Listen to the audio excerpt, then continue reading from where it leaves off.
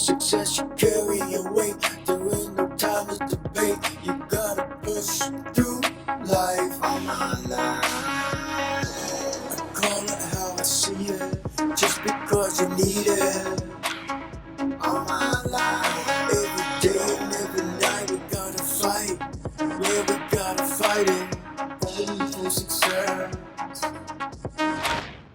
All right, I'm sitting here with one of the greats and making some noise right now at the international level and just here in the United States, really coming off some incredible stuff. And I'm excited to sit with this man. He's got an incredible story, and it's continuing to unfold. And I'm pumped. And I can't. I'm actually everybody that I probably literally 50% of the people that I've had in this room have said you need to talk to this man. So that was pretty sick. So to get him in here is pretty awesome. I'm sitting here with Chance Marsteller. Is that how you say your last name? Oh, yeah. That's okay. I was making sure that I was right. Welcome to the podcast, man. Thanks for having me. Yeah. So like I said, and I didn't tell you that. I didn't tell you that all these people are saying, yeah, you got to talk to Chance. You got to talk to Chance. But there has been so many people that said they know your story. They know you. They love you. Some of those people being, the Burrows. They were very adamant about you need to talk to Chance. So that's really cool. And we'll talk about your guys' relationship here in a bit. But I want to, if we can start, before we get into the accolades and in the later story, I want to go back. Let's go back to when you're a kid. Where do you grow up? What kind of kid are you? What's that like? Yeah, man. So I grew up in Pennsylvania, right on the Maryland line. You walk out my front door growing up, walk for 30 seconds, you're in Maryland. So, oh, wow. Real close to Maryland. I think wrestling really probably got a hold of me about I started wrestling about 8 years old. Okay. My uncle and my brother had wrestled, so wrestling really started to become kind of a way of life, like 9, 10 years old. 10 years old when I kind of started with Colot. Okay.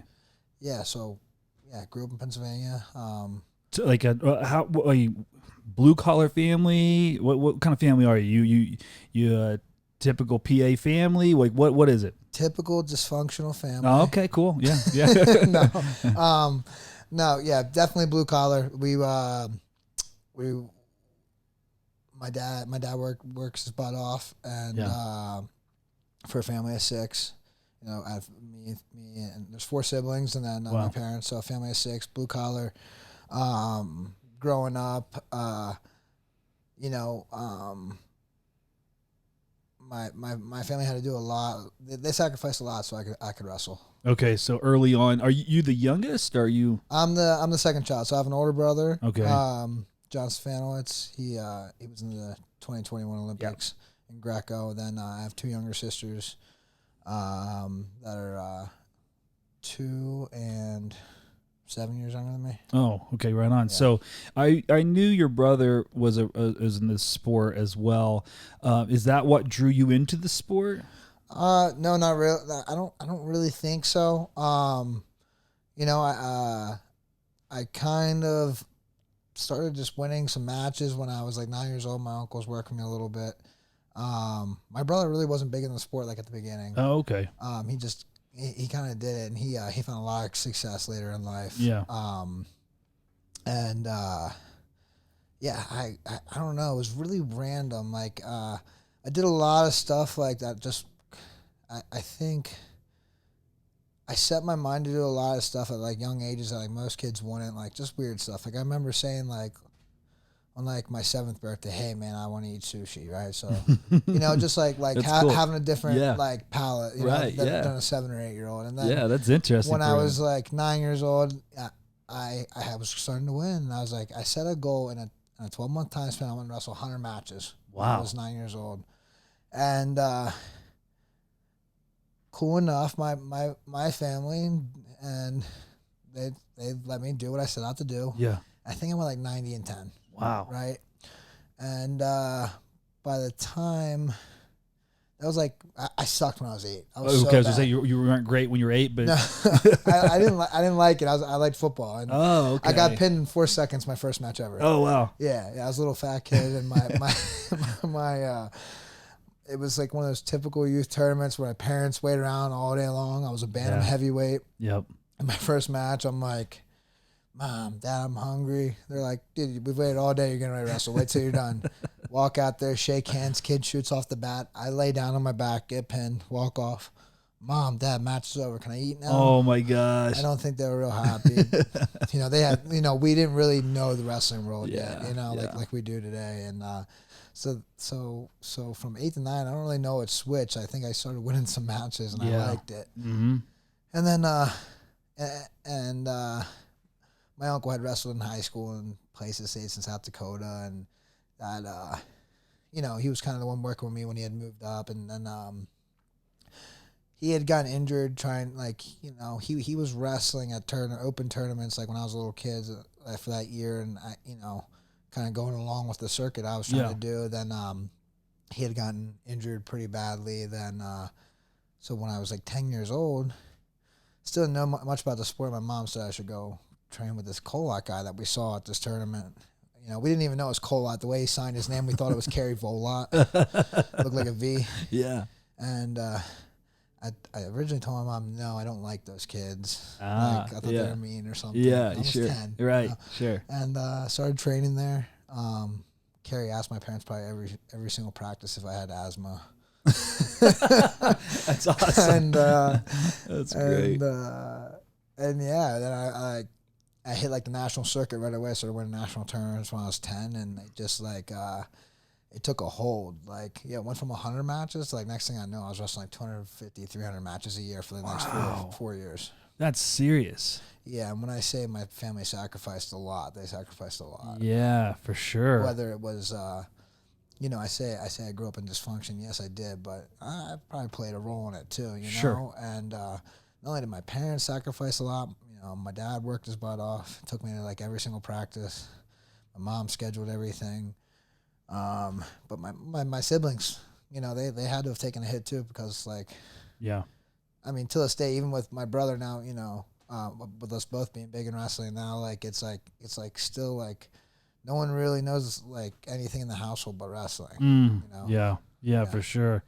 So a lot of time spent on the mat. Did you do any other sports after you started getting good at wrestling, or was it just stick to wrestling? So I played football, like little midget league, when I was 6, 7, 8, 9, and 10 was my last year. Okay. When we really started hitting all those that national circuit of Tulsa Nationals, Reno Worlds, Pennsylvania States. Are you winning? Are you winning those tournaments at 10? Yeah. So I won just about every one of them when I was 10. My first state tournament, NPA, I won. Wow. Yeah. And I don't know. I mean, I was a short little fat kid, but I think that's why I was able to, wrestling was just a sport that kind of hip wise and stuff and movement wise came somewhat naturally, but also I had a great coach at the time. Yeah. So Kerry was coaching you at this point?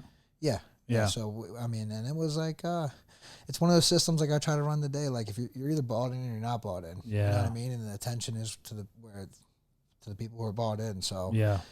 He laid out a system, and it was either you want to run with it or you want to be a part timer. And that's kind of I started just wrestling full time at age 10. Did you were you in still public school? Yep. Okay. Yep. So I went public school throughout my entire career. Yep. Yeah. What did you like Kerry right away? I mean, he's an intense dude. Yeah. So I mean, I remember my mom getting these emails, and they're probably the same emails I send my club parents now. Yeah. It's funny, everything comes full circle. That's right. About not just the buying in, but the connection stuff. How there was I think I'm a very I've grown up in a world that's been very hard to trust people. Just a certain lifestyle, and it's been very hard to trust people, and I've known that since a very young age. So I remember Kerry sending emails all the time about it's been a year. I still feel like he doesn't trust me and stuff. But to me, I thought I was, but I still remember these emails, these long emails he'd send, and so yeah, I guess what I thought and what I was giving off, right? We're not the same. So yeah, it took some time. Yeah. Pretty intense practices for a 10, 11, 12-year-old. Absolutely. Yeah. So you're obviously this champ, at the in the United States doing this stuff. You go into middle school. You wrestle on a regular middle school program. So yeah, so we were up in the air about it, and truly, like, it's one of those things. I am not a big believer in the middle school system. Right. Obviously, I believe high school season, you have to wrestle for your school in high school season. Yeah. I do believe there's something to it. Yeah. But wasn't a big believer in for middle school, right? Like, because like, there's still the middle school circuit, for like the national circuit. The best guys, I think, should be doing. But I did my 7th grade year. I did both, right? And I was hitting like 3 practices a day. Like, I would go to my middle school practice, and I'd run up to the high school for a little bit, and then I'd run down to Carey's. Wow. So, I did it, and then my 8th grade year, I got hurt right at the beginning of middle school season. I snapped my elbow. In middle school, a middle school match. Yeah. Well, yeah, but I was at the school people weren't too happy because I was at Virginia Challenge National. Okay. Yeah. So you hurt your elbow. You don't do your 8th grade year. You coming in your freshman year. What do you weigh? So I was 152 my freshman year. Yep.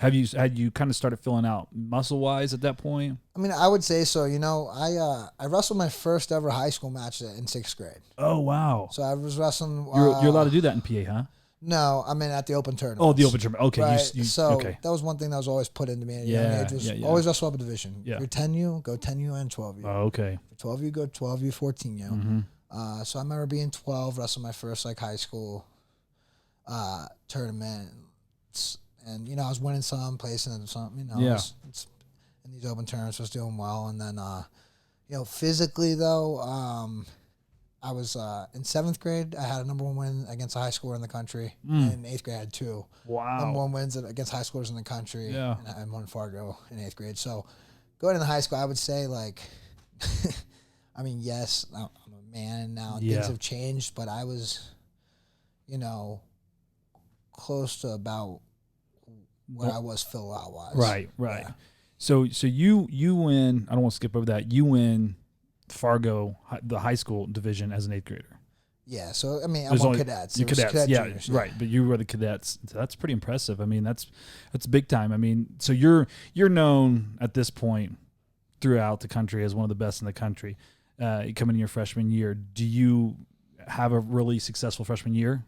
Yeah, so I mean, I remember I was asked to write down my goals when I was like 11 years old, right? And already when I was 11, I wrote I wanted to be a world champ, I wanted to be an Olympic champ. I think I might have wrote NCAA champ. So far I haven't completed any of those goals, but I didn't write anything else, right? Right. So going into my freshman year, I ended up going undefeated. I won Pennsylvania States as a freshman. Which PA states are tough. Yes, I would like to say for anyone out there, it is the toughest state in the country. Yeah, it's tough. No, I'm from Indiana and I'm around Ohio. I know Iowa, but PA's it's its own thing, man. I would like to think it's Wrestling USA, but all the other states you are very tough too. Yeah, so. sure. And I went on the reel off 4 undefeated seasons in high school. Yep. And won 4 state titles, and everyone. I remember everyone always asking is that you completed your goal? I was like, I was never a goal. It was never a goal. It was just something that was supposed to be done. Looking back on it, my life's changed a lot. I was always in such a rush to get somewhere. Right. Looking back on it, I never really realized life's pretty good. This was cool. Enjoy it. Yeah, I didn't do any of that. Yeah. So that'd be a piece of advice you give to the kids out there now is enjoy where you're at. Absolutely. Yeah. A lot of my life now is living in the present, living in the now. So we can so that we can get to tomorrow. Right. And I wasn't like that as a kid. It was just 1,000 miles an hour, ready for tomorrow. How that type of schedule, that type of environment and mentality. Did you have much of a high school experience? Were you social? Because it seems like if you're wrestling that much and you're that competitive, you're probably not hanging out with too many friends, are you? No. So, in middle school, I wasn't. When I was full bore in high school, I wasn't. And I think this is a little bit of where some of my long-term, if you want to get into a little bit, some of my long-term addiction issues started. It started because, I think it started for all kinds of reasons, and it was deeply rooted in me at a young age. I think it runs in the family, and but for me to be social, like the only time like I wanted to hang out with people was when I wanted to party, right? So I was the party guy. Like, Does that happen in high school or does it happen in college? no, it started towards the end of middle school into high school. Oh, wow. Early then. Yeah. So you're partying in the middle school. You go into high school, same thing. You said you saw this kind of growing up. This type of environment was kind of you're used to it, or that's what people are inviting you out because they know who you are. So two reasons, right? Like I said, like being used to it, I wasn't used to like it being fun, right? I was used to it being like it was a problem in the family, right? But then for me though, growing up, like you're beating seniors in high school as a 14-year-old, 13-year-old. I won my first college match as an 8th grader. Oh my gosh. So I was put into a world of like, it's like, not did anyone tell me to do it? No, I just kept like saying like, like I told you, living in tomorrow. Yeah. Right. So it was like, I was ready to be an adult now, you know, like I was ready to be an adult right now. Yeah. And I wasn't. Right. I Of course. absolutely wasn't. Right. But that's what you're thinking. Yeah. Yeah. And so somehow to me, being grown up, being cool, being social, right, was that kind of party scene, right? Like it was like, oh, here's the guy who he can get it done on the mat, and he's, I would like to have thought I was fun off the mat, until I wasn't. Right. If you were thinking back at that time, do you feel like that the alcohol and drugs and stuff like that gave you a different personality and a confidence to be able to be social? Because a lot of wrestlers aren't like the best in social environments. They kind of just sit back, or they don't engage a lot. I've noticed, but it sounds to me like you were pretty social. Yeah, I also like today. Like I would like to think like you kind of are in the Olympic Training Center watching practice. I would like to think like I try to get along with just about everybody. Yeah, you seem that way. You kind of bouncing around. Briefly about JB, like, dude, like I would say like on the mat we're gonna be heated, but like I want to be friends. I want to learn. I want to grow together off the mat. Absolutely. And that's with anybody. So were you that way early? I think I was always a little bit that way early, and then but I never allowed myself in the social scene unless it was something like that. Gotcha. Right? Like, and I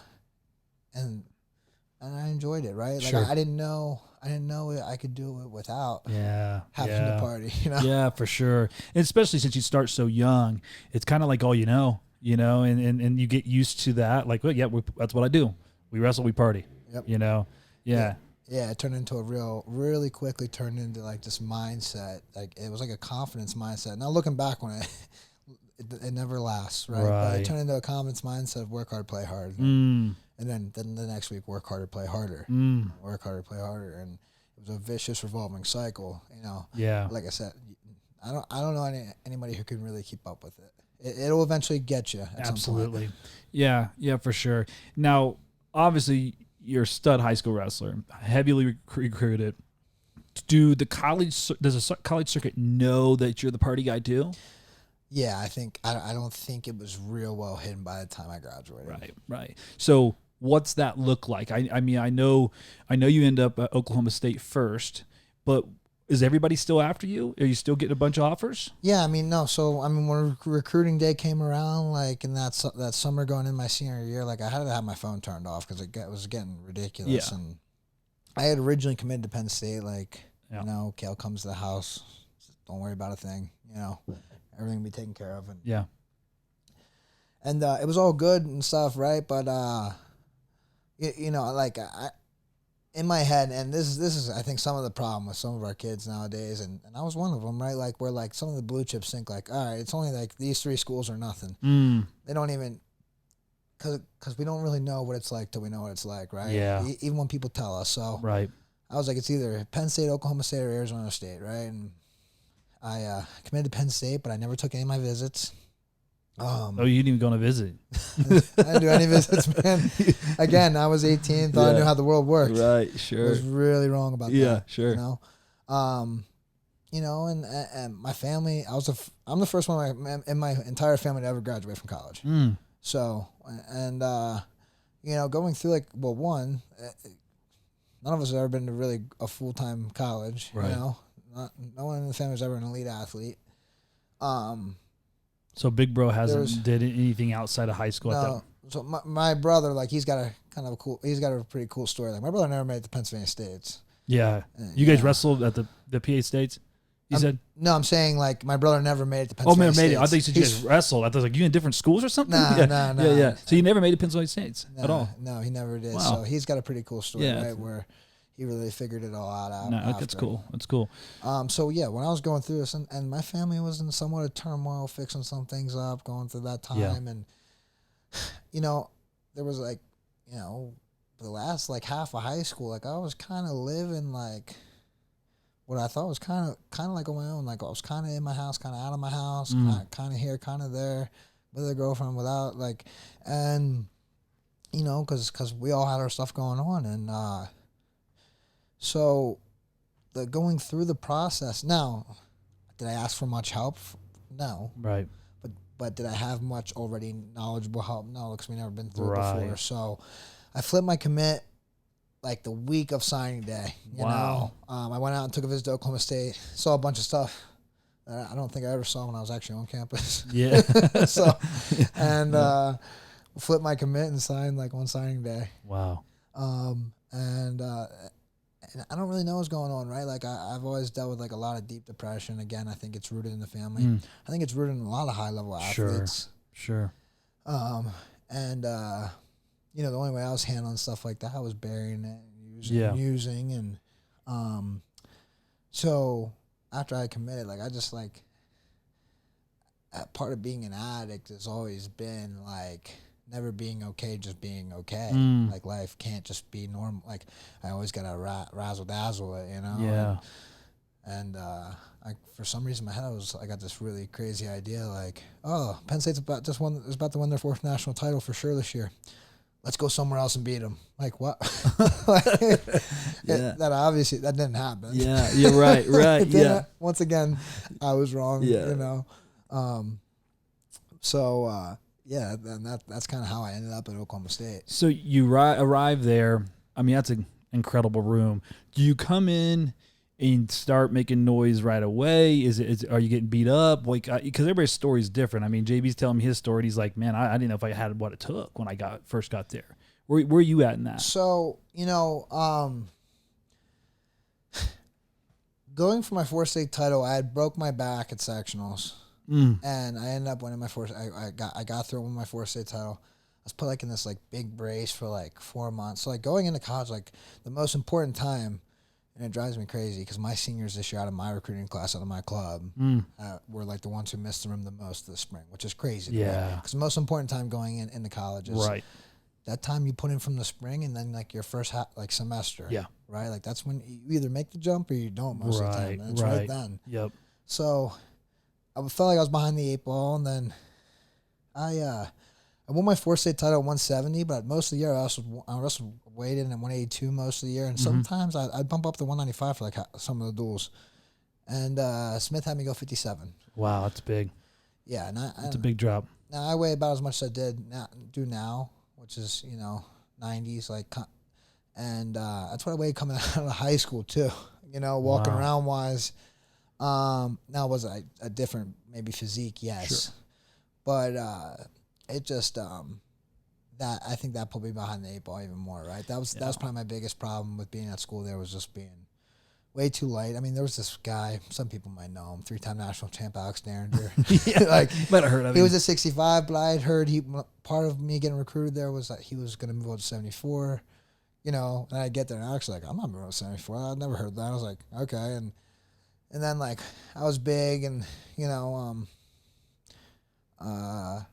and Kyle Crutchman All-American Nationals that year, and Kyle was a great wrestler, but like there was never even like hey, you can go 74 and maybe wrestle off, or there was really no reason for 65. Alex was beating me up pretty bad. Right. It was just go down to 57, and I don't know. It just kind of kept putting me into a darker and darker place, right? Yeah. So this is, I think, in my story, right, this is kind of the part where, like, that work hard, play harder vicious cycle, like, it doesn't really matter what's happening in that circle when failure starts to sink in, right? Right, yeah. Now I'm hitting some failures and I'm still playing harder. But this is the first time probably for a while that you've had failures on the mat. I mean, you might have had personal things or whatever, but really, like you're the winning guy coming in, you know. But how do you kind of stomach that or deal with it, or you don't? You just this is again the mindset of like. I'm just going to work harder. Right. Again, like I'm trying to stay in this circle. I'm just going to work harder. Yeah. I'm not going to identify my problems. I'm not Yeah. going to identify what's going on. I'm not going to identify that I'm definitely already a drug addict. Right. Even though I think just about anybody around me could have told you that a long time ago. Yeah. And I'm not going to identify any of that. I'm just going to try to work harder. Wow. That doesn't work. Yeah. If anybody's listening out there, that's a great point. I don't want to skip over it, but Chance is saying there's super important that, especially, a lot of us get in that mindset of just, work through it, just keep on working, bury it. But like he's saying, this guy's one of the greatest to ever step on the mat. And he's saying he couldn't bypass it, no matter how much you tried to outwork it. Like you're saying you wanted to, but you couldn't. And it finally caught up to you your freshman year, you think? Is this where? Oh yeah. As soon as I started losing, it caught up to me, right? Gotcha. As soon as, and I think the cutting weight amplified it. Yeah. But it amplified everything, right? It amplified like in high school, for instance, right? Like I had like a 3.5 GPA, but I was missing I don't even want to. It was a lot of days a year, and I was tardy even more. Wow. And not that like the people at the school were exactly yes men. Yeah. But like everybody still around me was, and it was kind of like, oh, well, he passes his test. Like I never got in too much trouble. People somewhat knew like the dysfunction at home and stuff, and it was like. This is the part that for the kids out there listening to this drives me crazy when you guys say you can't practice hard and you can't keep your grades up because, dude, I missed like 70 days a year and was in the middle of drug addiction and still had a 3.5 GPA. So and win state titles. Yeah. So yeah. I think we can do it for these kids out there. For sure. What it comes down to is applying yourself, right? So, and that was with me half applied. Then so in college, right? Like it's like. Oh, I'm starting to fail. So all I'm trying to do is like, I'm cutting the weight. I'm trying to work harder. It's not going well. I saw the same bad habits. And once again, I didn't identify any of the actual problems. Same bad habits. I still somehow went before I transferred to Oklahoma State, transferred like a 3.0 but I was still like, dude, I failed a class, for missing like 7 days in a semester of like, now when there's only 2 days a week in that class, like that's a lot of classes. Yeah. Somehow I still thought I could get over on Coach Smith and like lied to him. Like, what do you mean? Yeah. He's like, dude, it says right here you missed this many days. I'm like, the issue was me. Right. But I again didn't identify anything. So my time at Oklahoma State was, I think. Some of the stuff got amplified by what was going on, as it should. Yeah. So my time there was kind of short spent. I only was there for my redshirt year and my redshirt freshman year, and transferred out at that point to Lock Haven. Yeah. A smaller D1 school in Pennsylvania. Going back, being at Oklahoma State, did you and John, did you guys get along decently well? I think there was just like,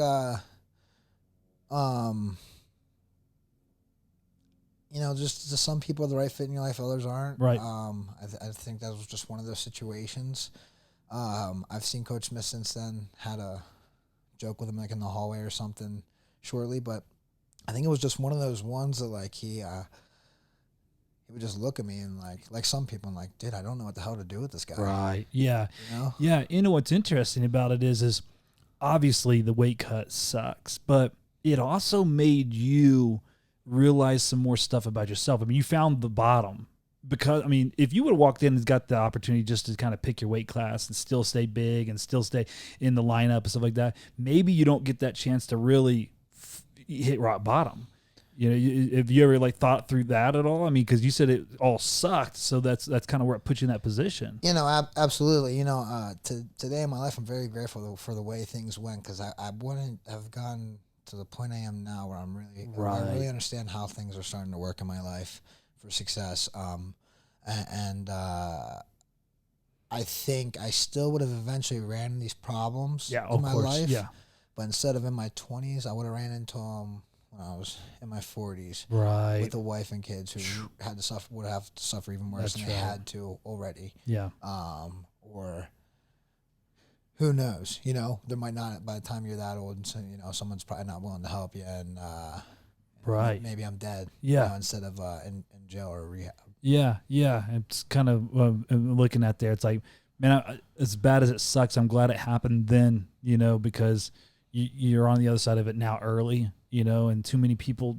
It's never too late, but man, how much time do we waste, you know, stuck behind that? And I know myself, I've gone through some major things in my own life, and I'm so thankful for the things that brought them out in me. You know, it's like, it's the hardest things, you know, like one thing I say on this podcast all the time is like, I feel like all good things come through suffering. You know, I feel like on the other side of suffering is joy and peace and all those things, you know, and like for me, you know, it wasn't addiction, but you know, 11 years ago, a couple days ago, I lost my dad unexpectedly. He's 52 years old. He was my hero, all this stuff, but he was the guy that I leaned on for everything. You go through that, you have to grow. You have to. When you go through such a traumatic thing in your life, you either grow or get left behind, you know? And so at 33 is when I was at that point, I grew immensely in the midst of that adversity, you know, and you're a different human now, you know? It's like, yeah, nobody wants to have to go through what you went through, but you're a different human because of it. You see the life differently than I see it because of that adversity. I mean, I would have to think that you're a different husband now. You're a different dad now. You're a different wrestler now. Not that you wanted to go through those things, but incredibly enough, here you are. Yeah, absolutely. I mean, I don't think like Oklahoma State was the start to where the stuff goes wrong, but absolutely for what we're talking about, you know, and I think the name of your podcast is pretty neat, man. Fighting for success, because anything that's good in life is worth fighting for and going through trials and tribulations for, right? Yeah, absolutely. So, I appreciate that. Yeah. So now you transfer to Lock Haven. You're in this new program. What does that feel like? Do you fit in well? You know, I got there and dude, I was a prima donna. Like, I got there, you know, and I was like, what is this? You know, like, and Coach Moore, man, dude, that him and Coach Weichel, two of my coaches at Lock Haven, like, dude, they were awesome. They are awesome. Really? And that's why we still have such a great connection. But I get there, and you know, I said John Smith was probably scratching his head most days. Like, I don't know what to do with this guy. Right. Yeah, they were definitely doing that, but they were trying to figure it out, right? Yeah. Coach Moore and Coach Weichel, they're great life mentors. There's something to be said about coaches like them who want to see you graduate college and have a successful life after. That's when kids are out there looking for programs now, and I think that's a big part of what I do now as a club coach, is I'm looking for the fit of who's going to care for my guy, who is going to act, who. Are we there to wrestle for their career, for the coach's career? Are we there to get this kid through college and have him have a successful life? Yeah, that's good.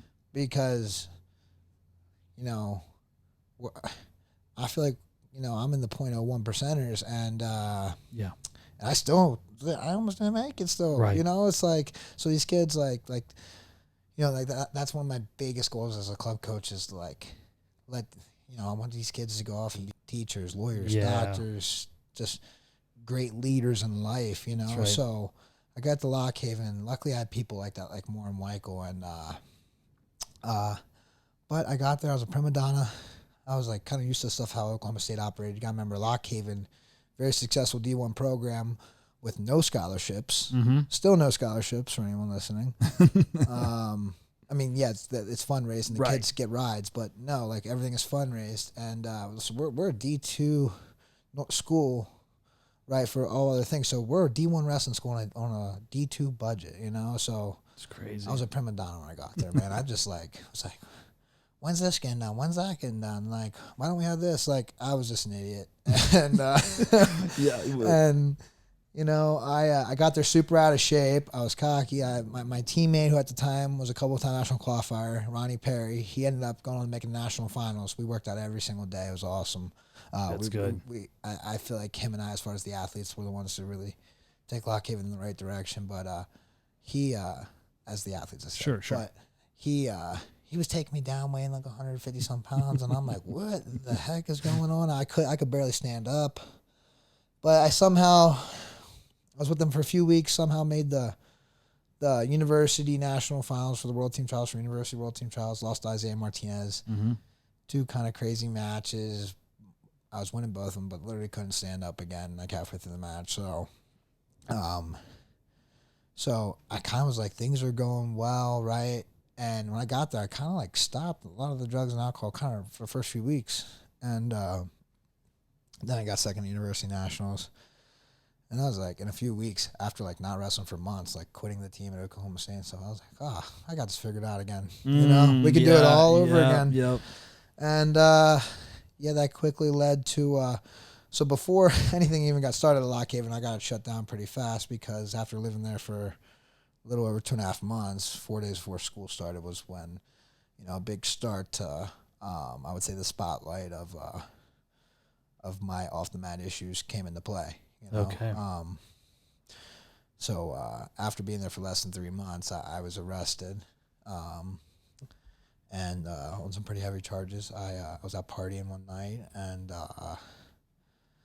doing my typical thing, and I ended up getting arrested like in my building, and they take me to the hospital and I'm like handcuffed and end up.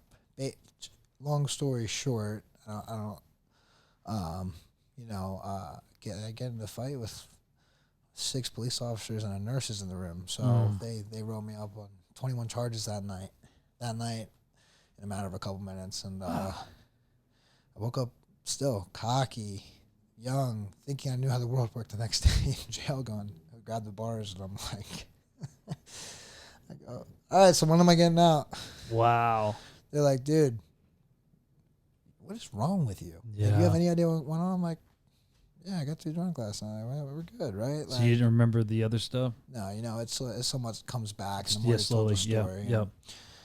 I'm getting arraigned, and they sent me with like a $50,000 bond or bail, and I'm just like, what just happened? And this was another scenario that I did. As we're talking about this story, man, I still somehow like played the game, and we can get into it. But I played the game and got by it, got through it. But this somehow was still not my rock bottom. This is still was somehow not my I still did not learn from this. Or do you think that, what do you contribute that to? Is it just because you're so gritty and you just can endure so much? I mean, I contributed to being hard-headed and stubborn. And so if we get to the part about like where things really changed, there was finally a man in the mirror experience where I start to talk about like my problems are mostly due to chance. Yeah, they're my like I produced most of my problems in my life, and somehow so. Do you want me to speed through the Lock Haven stuff a little bit? I mean, definitely. I mean, obviously, you had a decent career there. Just hit that before we get into the as far as your accolades and stuff like that. Yeah, man. So I ended up getting very lucky. Had a lawyer work for me, and so here's how I can tell you I wasn't ready the first time to really get clean and sober. I remember going home. I get bailed out of jail. I remember going home. Yeah. My family, my wife. You're married by this time. I'm not. Not married. Okay, get down wife, now. Right? Yeah. And everyone's like, dude, you need to go to rehab. I'm like, I'm sitting there going, I'm not going to rehab. Yeah. They're like, well, if you don't want to go to jail for a very long time, you probably should go. So I'm like, fine, whatever. Like, I fought tooth and nail, go to rehab. Yeah. Typical, you put me in a good place and something I start to thrive, but like I play the good old boy, and like it's like a person who's school smart but not street smart, right? Like I play smart in school here, right, and and rehab starts to come to an end, and they're like, the next step is you have to go to intensive outpatient, right, a couple days a week. And I once again go, dude, I don't need that. I'm not doing it. I'm not doing it. Fight tooth and nail. Right.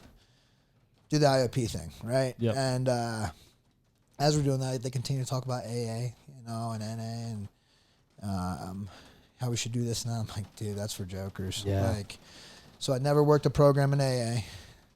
Never gotten anything like that.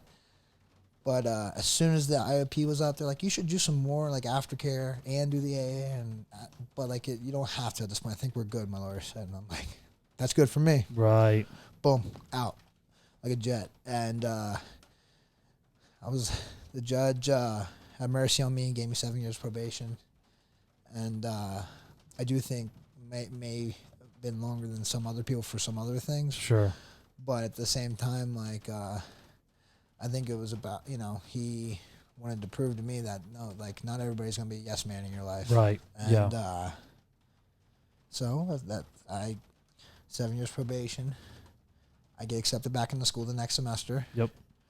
No scholarship, not on the team for that spring semester coming back. So I lost a whole nother year of college. And, but I'm somewhat sober through this point, right? Because I'm on probation. I'm getting drug tested. Going to school. My wife and I we're starting to like live this life. She's working. I'm going to school, and I was given enough tools to kind of figure out how to play the game a little bit on the right side, and just more of the fear of getting in any trouble was still with me. Right. And that was probably one of the few things keeping me going. And which is not how it works, man. Like that whoever thinks that like just fear of not getting in trouble is how it's going to keep you on the right path that's a tough one. Right. So I'm doing what we call an AA white knuckling it, and I get a 4.0, right? Because my GPS reset when I got to school basically, and I get a 4.0. I get back on the team, start winning and stuff. They let me back on the next fall, right? The next season, Mm-hmm. and there was some pushback from some people. I was lucky enough to get back on the team. That summer, when I was clean and sober that summer, and I made my first World Team Trials, placed the U.S. Open, made my first World Team Trials, won University Nationals. Things were moving in the right direction. Even though I was like not white knuckling, but I was just I was off of the stuff. Right. School season starts going on. I'm doing pretty well. I still have another 4.0. I got to really set my mind like I'm gonna do really well in school and on the mat. We're pregnant with our first child coming up, and have him, and we have him literally like a day before we beat Little Lock Haven beats Rutgers, top 10 in the country. Crazy. Day after my child was born, and again, yeah, it kind of got that point. I just thought I could endure so much. Yeah. I can have a child, and we can go beat a top 10 program the next day. My very first dual meet with the team, and it slowly got to the point because I never worked on anything really. Yeah. I got back into opioids. That's my drug of choice. That was my true downfall, and I played this game for a while, a long time in college. So, and I'm sad to say that, when everyone's proud of me when I came back and got third at nationals my senior year, Yeah. I was an opioid addict through and through at that point. Still, Wow. those next 2 years when I got fourth and third, and I'm sad to say because a lot of people believed in me, but that third place, what it was God or my higher power, Yeah. basically telling me, dude, we're gonna give you just enough because you did work hard. Right. We're just not gonna give it to you, right? You just because we all know that you were doing something in the dark, and it just Yeah. you're not it's just too phony. Yeah. And I was shaking my head, yes, kind of thing for a while. I was living this life of passing drug tests and just dude, it was just a crazy looking over your shoulder lifestyle at college. And somehow, once again, I tell my kids out there, my club kids, and any other high school kid who's struggling with school and wrestling and says there's not enough time in the day. I dealt with opioid addiction, having 2 kids in college, becoming a 2-time All-American, and I graduated top of my class. So once again, Yeah. I applied, even though I had a lot going on, I applied myself still in wrestling. Yeah. And I applied myself in school. So for the kids out there who, I'm not saying learning doesn't come difficult for some, right? But Yeah. apply yourself, That's right? right. Because if I could do that with just applying myself, Yeah. but still having these bad habits, imagine what you can do when you apply yourself and you don't have the bad habits. Right. Exactly. For sure. So that was kind of how I got through college. Yeah. And I think I think some people knew it was going on a little bit. I mean, I talked to Ronnie Perry the other day. We did a camp in South Dakota. You know, he was one of my best friends in college. Yeah. You know, we all American together. He made the national finals. We worked out every day. And I know at one point he called me out. He was like, dude, your eyes always look funny. Like, I know what you're doing. Knock it off. Yeah. And I just played it up. Like, whatever, dude. Like, Yeah. I got this. I know what I'm doing. And so I say that as we're talking about all this, like, I say that, you know, sometimes, like, we say there's not people out there helping us. There normally is. Right. We're just not ready to admit it. Right. Yeah. You know? Yeah. Is that thing with the addiction thing? Because I've did addiction counseling and had, a lot of that stuff in my background with it, being in that world. Do you feel like until the person that's the addict's ready to change, there's really not much anybody else can do? Like, what would you? No, there's absolutely nothing anyone can do. Yeah. So the more you push, the harder. This was me. Right. I think this is a general. The more we push away. Yeah. Right? What do you tell it? What you got people that are addicts that are listening, and you're going to get to the point where you tell me your rock bottom story. You're going to probably tell those that are listening that are struggling your steps of how to get out of it. But I also wanted you to hit to the fact of what do you tell us friends, us loved ones? How are we to be there? Don't tell me, show me. Gotcha. Show me. You know what I mean? Part of showing someone sometimes is letting them go. Yeah. Part of showing someone sometimes is leading. Part of showing them sometimes is, as far as an addict, most of the time the only other person that can help out is another recovering addict. Wow. I truly believe that. Yeah. Like, because what it does for us is it makes us realize there is someone else out there like us. Yeah, that's good. Yeah. You know? And that did do it. That could do it. Because most of the time we don't see that. You know? Yeah. And so those are probably I would say the three ways of how to truly help. Yeah. You know? Then it kind of sucks even even if a family member's like, hey, I have a buddy who is recovering an addiction, they're gonna show you something about it, right? My head's still gonna go, you're pushing me to go meet this person, so you gotta play it up a little bit. You gotta play it up a little bit and have that person come to you naturally. Yeah, makes sense. Yeah. Yeah. Yeah, I can see that. At least for me, that's how hard-headed I am. Sure. That's how unready I was. Right. So let's push forward to that place where you're like, you find that bottom. Yeah, man. So, I have goosebumps right now because I'm a little scared to talk about it. Yeah. But I talk about it with other addicts, and I talk about it. I've done some talks about it like at rehabs and stuff when I go out and speak. But most of the world doesn't really know how bad some of the things were. And then once again, I will tell everybody that's out there, my problems were mostly due to me. Like, I amplified all my issues. So, and I'm willing to take accountability for that. Sure. So, right out of college, right, I, figured out where I'm going to go train, which RTC I'm going to be with. A lot of people, there's a good bit of offers. And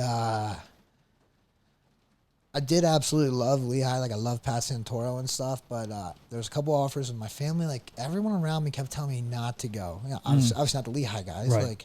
Like they're great. They're good people. I wasn't at the time. Right. Or I was having something covering up me being a good person. And this is so sad I had 2 children at the time. I had a wife, and still somehow, they're the most important things in my life, but still somehow they weren't more important than me getting my fix. And I truly chose probably Lehigh because of my ability to get my drug. Wow. And that's hard, really hard to say, man. But I'm completely transparent with anyone who asks me anything. There's nothing I'll hide from. That's good. From anybody. But I think again, there was people around me. Even my parents, my wife. I think at this point she started knowing something was up. Couldn't quite figure it out. Yeah. But even my coaches, who also kind of knew what was going on, but couldn't fully, didn't know how bad it was. I think everybody around me, once again, was kind of dude, well, they were trying to teeter me off, right? Sure. Why don't you really go here? Yeah. Somewhere else. And I was stuck on it, and like I said, it was sad because like the Lehigh people are really good people. Yeah. Really good, amazing program, better people. They take care of their athletes. And I didn't really do my job there. And so my first year at college, I was with Lehigh University's LVWC RTC, and this is like really where my life started to take a spin, right? Because I'm out of college now, right? The probation stuff is still on it. Starts to die down. I don't have to check in all the time. I don't have to take drug tests all the time. So now, like, it's amplifying how much I can do it.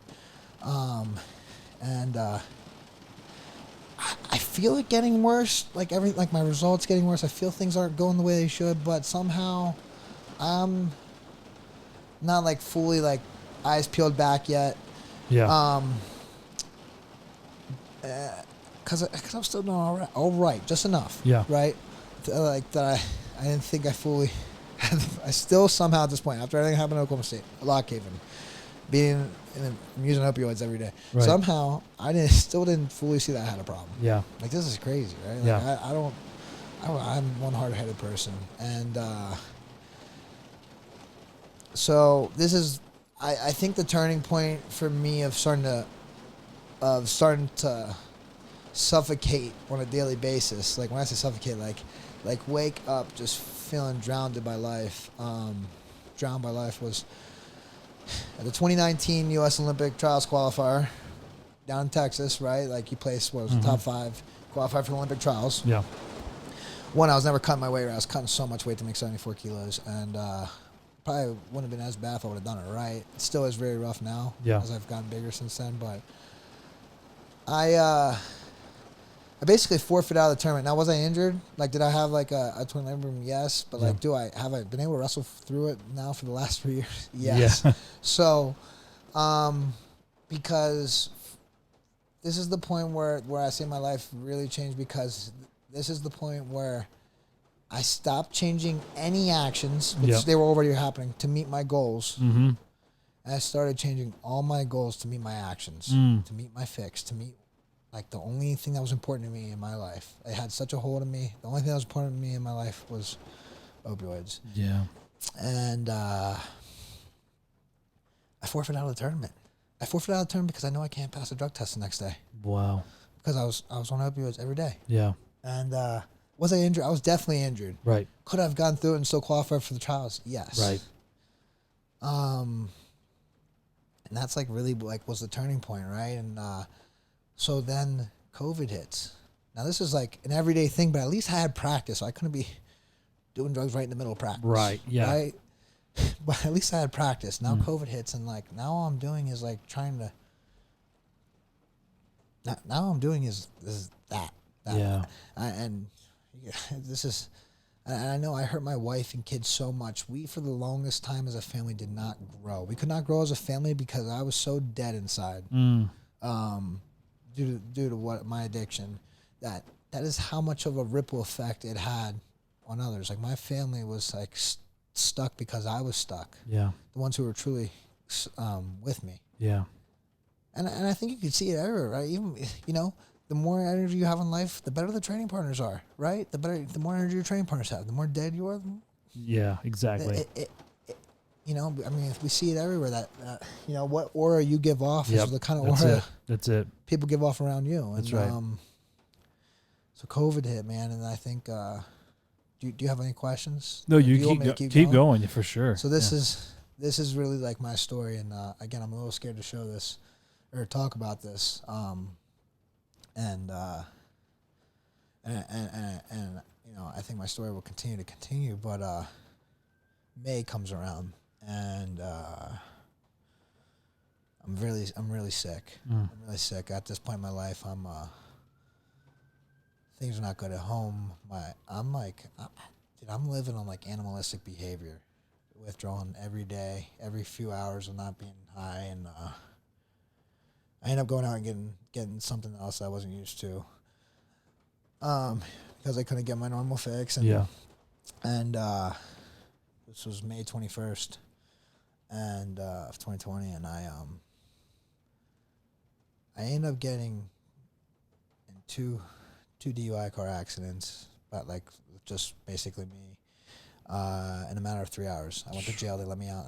Walked right in my house, yelled at my wife. And this is how out of my mind I was. And I walk out the door again, take her car, and wreck my car within half a mile of where I did the other one. Wow. Now, this is really dark. I try to make the joke, at least like at AA, when I tell my story, I'm not going to call Guinness World Records, but anyone out there who thinks they've done something really stupid, like this is definitely in the record books. Right. Now, mind you, like, even though I wasn't getting tested all the time, the probation stuff was died down, I still was on probation back from college. True, yeah. Very, very, from very strict stuff. And this was like deep dark, right? I lost. So basically, obviously, at this point, my wife, she's known for months, like, kind of what's going on. She can't figure it out. And now obviously there's no hiding anything, right? Like, there's no hiding anything. Dude, she was done, as she should be. She put up way more than that than she ever should have. And, my kids, like, they were really young, but, like, all my boys saw was us fighting and stuff. Like, just and Lehigh eventually found out, like, not too long after that, and we came to a mutual agreement that I shouldn't be going to work, until I get the problem fixed. Right. And, so basically, I'm not going to work. Like, I'm not going to be getting paid. Like, I basically lost my cars, my house, my wife, my kids in a matter of hours. Hours. It's heavy. And,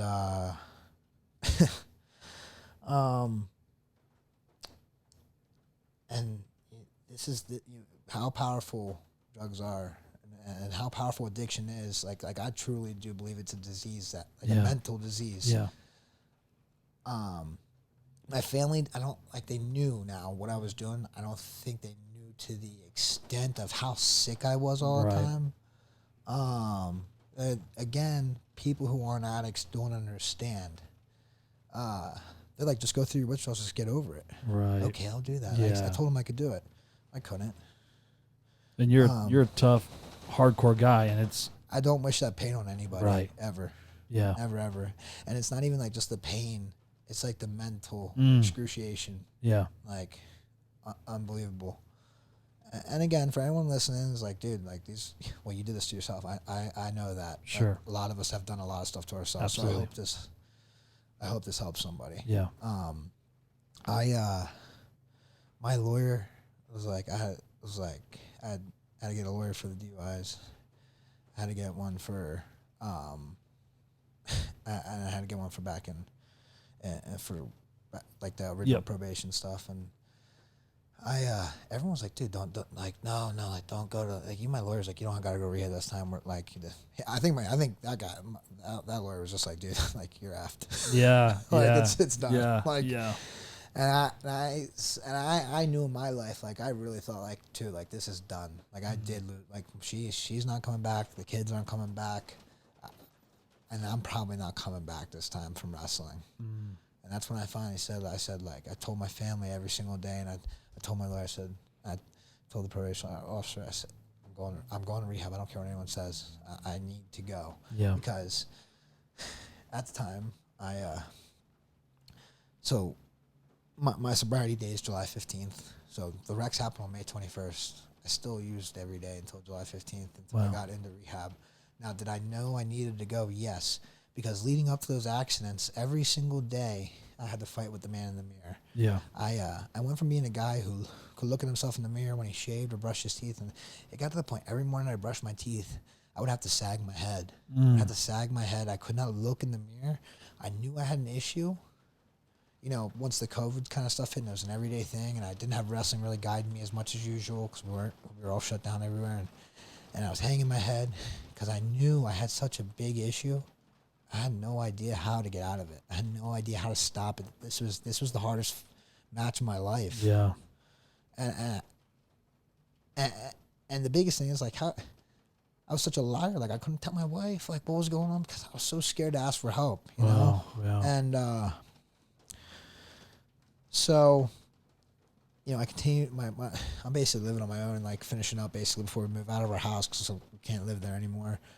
I was lucky enough by some of the people from Lehigh to get me into a really nice rehab, and but this is how I knew things changed. I had to make all the phone calls for the rehab. I was the one who said I was going to rehab. People told me not to. I was the one who just knew I couldn't keep doing what I was doing because now I've hit jail. I've hit rehab. It's like the only thing left for me to do is eventually die. Yeah. Like I was at that point when I say animalistic behavior, like it's what it felt like, man. And I was already dead inside. It was just a matter of time before it was real. Yeah. And so, I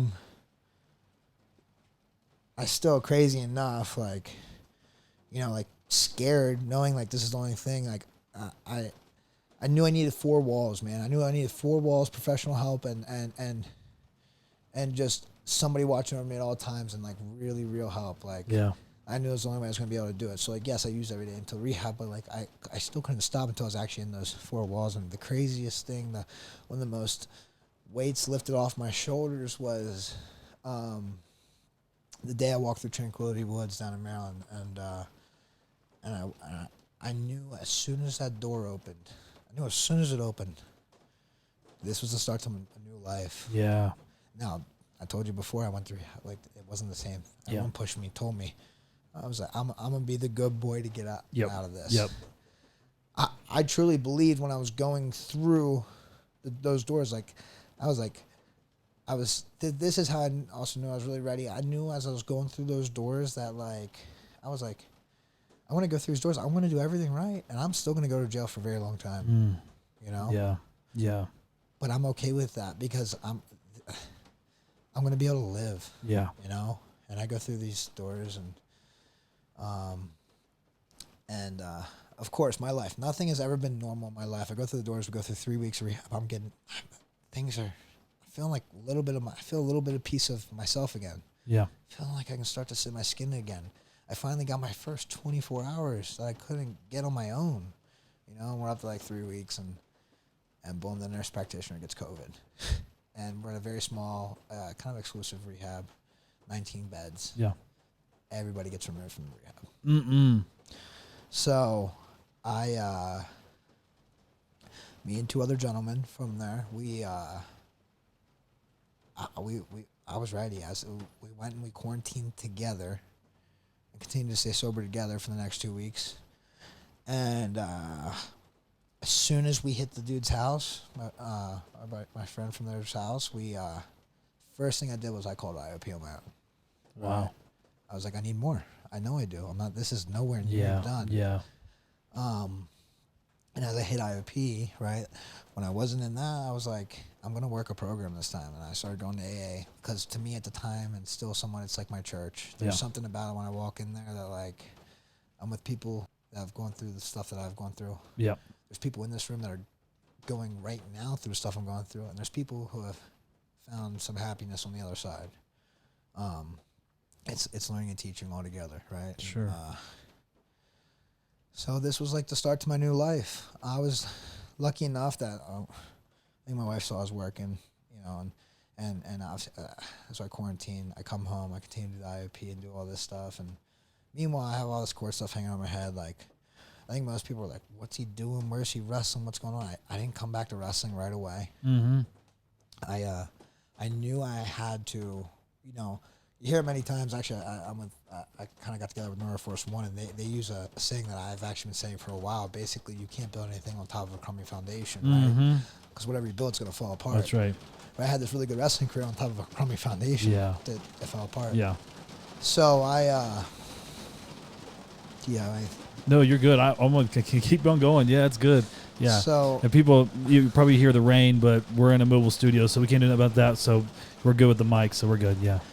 Cool. So I decided to make some like really big changes in my life. Obviously, continue to take help in any way, shape, or form. Continue to be honest with everybody around me. And then the next biggest step was to delay instant gratification. For me, like the instant gratification would have been get on the mat and get it back as fast as I can. Right. Yeah. So for the first like few months, it was continue to get healthy, continue to get clean, continue to put more time into learning how to learn. I had to relearn how to live. It was like rewiring my whole body. My whole body is still rewiring. It's just starting to get to where it was when I was a kid. Yeah. And work on my relationship with my wife. Be a better dad. Do all the things I've been missing out on. But also, the biggest thing was create relationships that were mutual in my life. I had so many relationships that were one-way streets. You know, whether it was me good for them or them good for me. So I started saying no a lot. I started saying no a lot, as in like, you know, one, for my health, or two, to delay gratification, or, you know, and started to build these, only like really focusing on like the things that are like tightening up that circle. We all talk about it, but do we really do it? Right. Some do. Yeah. Most don't. Right. You know, and tightening up that circle, tightening up my family circle. So we were living back home with my wife's mom. She was a great, she's a great lady, amazing. She let us live with her for a while, and as I continued to clean up my life, and things started to get better. I started training a little bit again. I gave Colbert a call. I worked my way in the Navy. Had some really great mentors down there, really great people. They took a chance on me, dude. Like, I had all this stuff still hanging over my head. Right. Nothing was done yet, court-wise, mind you. But they took me in, man, and I was really lucky down there. And had some great mentors. A good family friend of mine who went to Lock Haven, Dan Neff. Another great mentor I had down there was Coach Antonelli, and you know, obviously all the coaches down there. And just, I was like, the big thing about being down there was I'm going to surround myself around people who are living the way I want to live, right? Like, you're in Naval Academy, you're probably living pretty close to how I want to live, right? So that was a good start for me. They eventually take me on to a paying role eventually after I started doing carded matches, winning most of them, and sorry. You're good? You just want Yeah, for sure.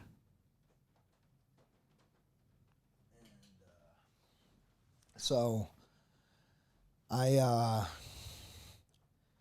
go down. I did my weight cut right this time. Go down. I win the last chance qualifier.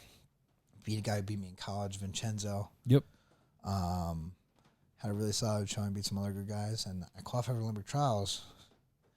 Meanwhile, I still have all this court stuff hanging over my head. Luckily, my one lawyer, luckily because of the way everything happened with the DUIs, I only got one, and I didn't lose my license, and I was able to still drive, train, work with kids that were grateful enough to somewhat have a clue what was going on and choose to let me work with them. Yeah. And so qualified for the Olympic trials. Didn't go real great at the Olympic trials. I had to make that weight twice in a row that I don't really plan on ever seeing again. And but still did something in a matter of like 8-9 months, going from, you know, I think one of the hardest addictions of them all, I think it all is, but and being in rehab and having the stuff hanging over my head to the trials, like life was just starting to get better. Meanwhile, I also have a really great sponsor in AA who works with me a lot. Really good friends who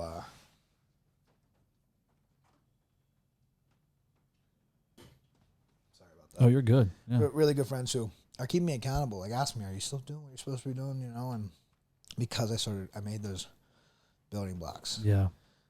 Full blown up and honestly with my wife, and things were obviously tough for a while. You know, at first with her, and you know, I just continued to see them progress and improve.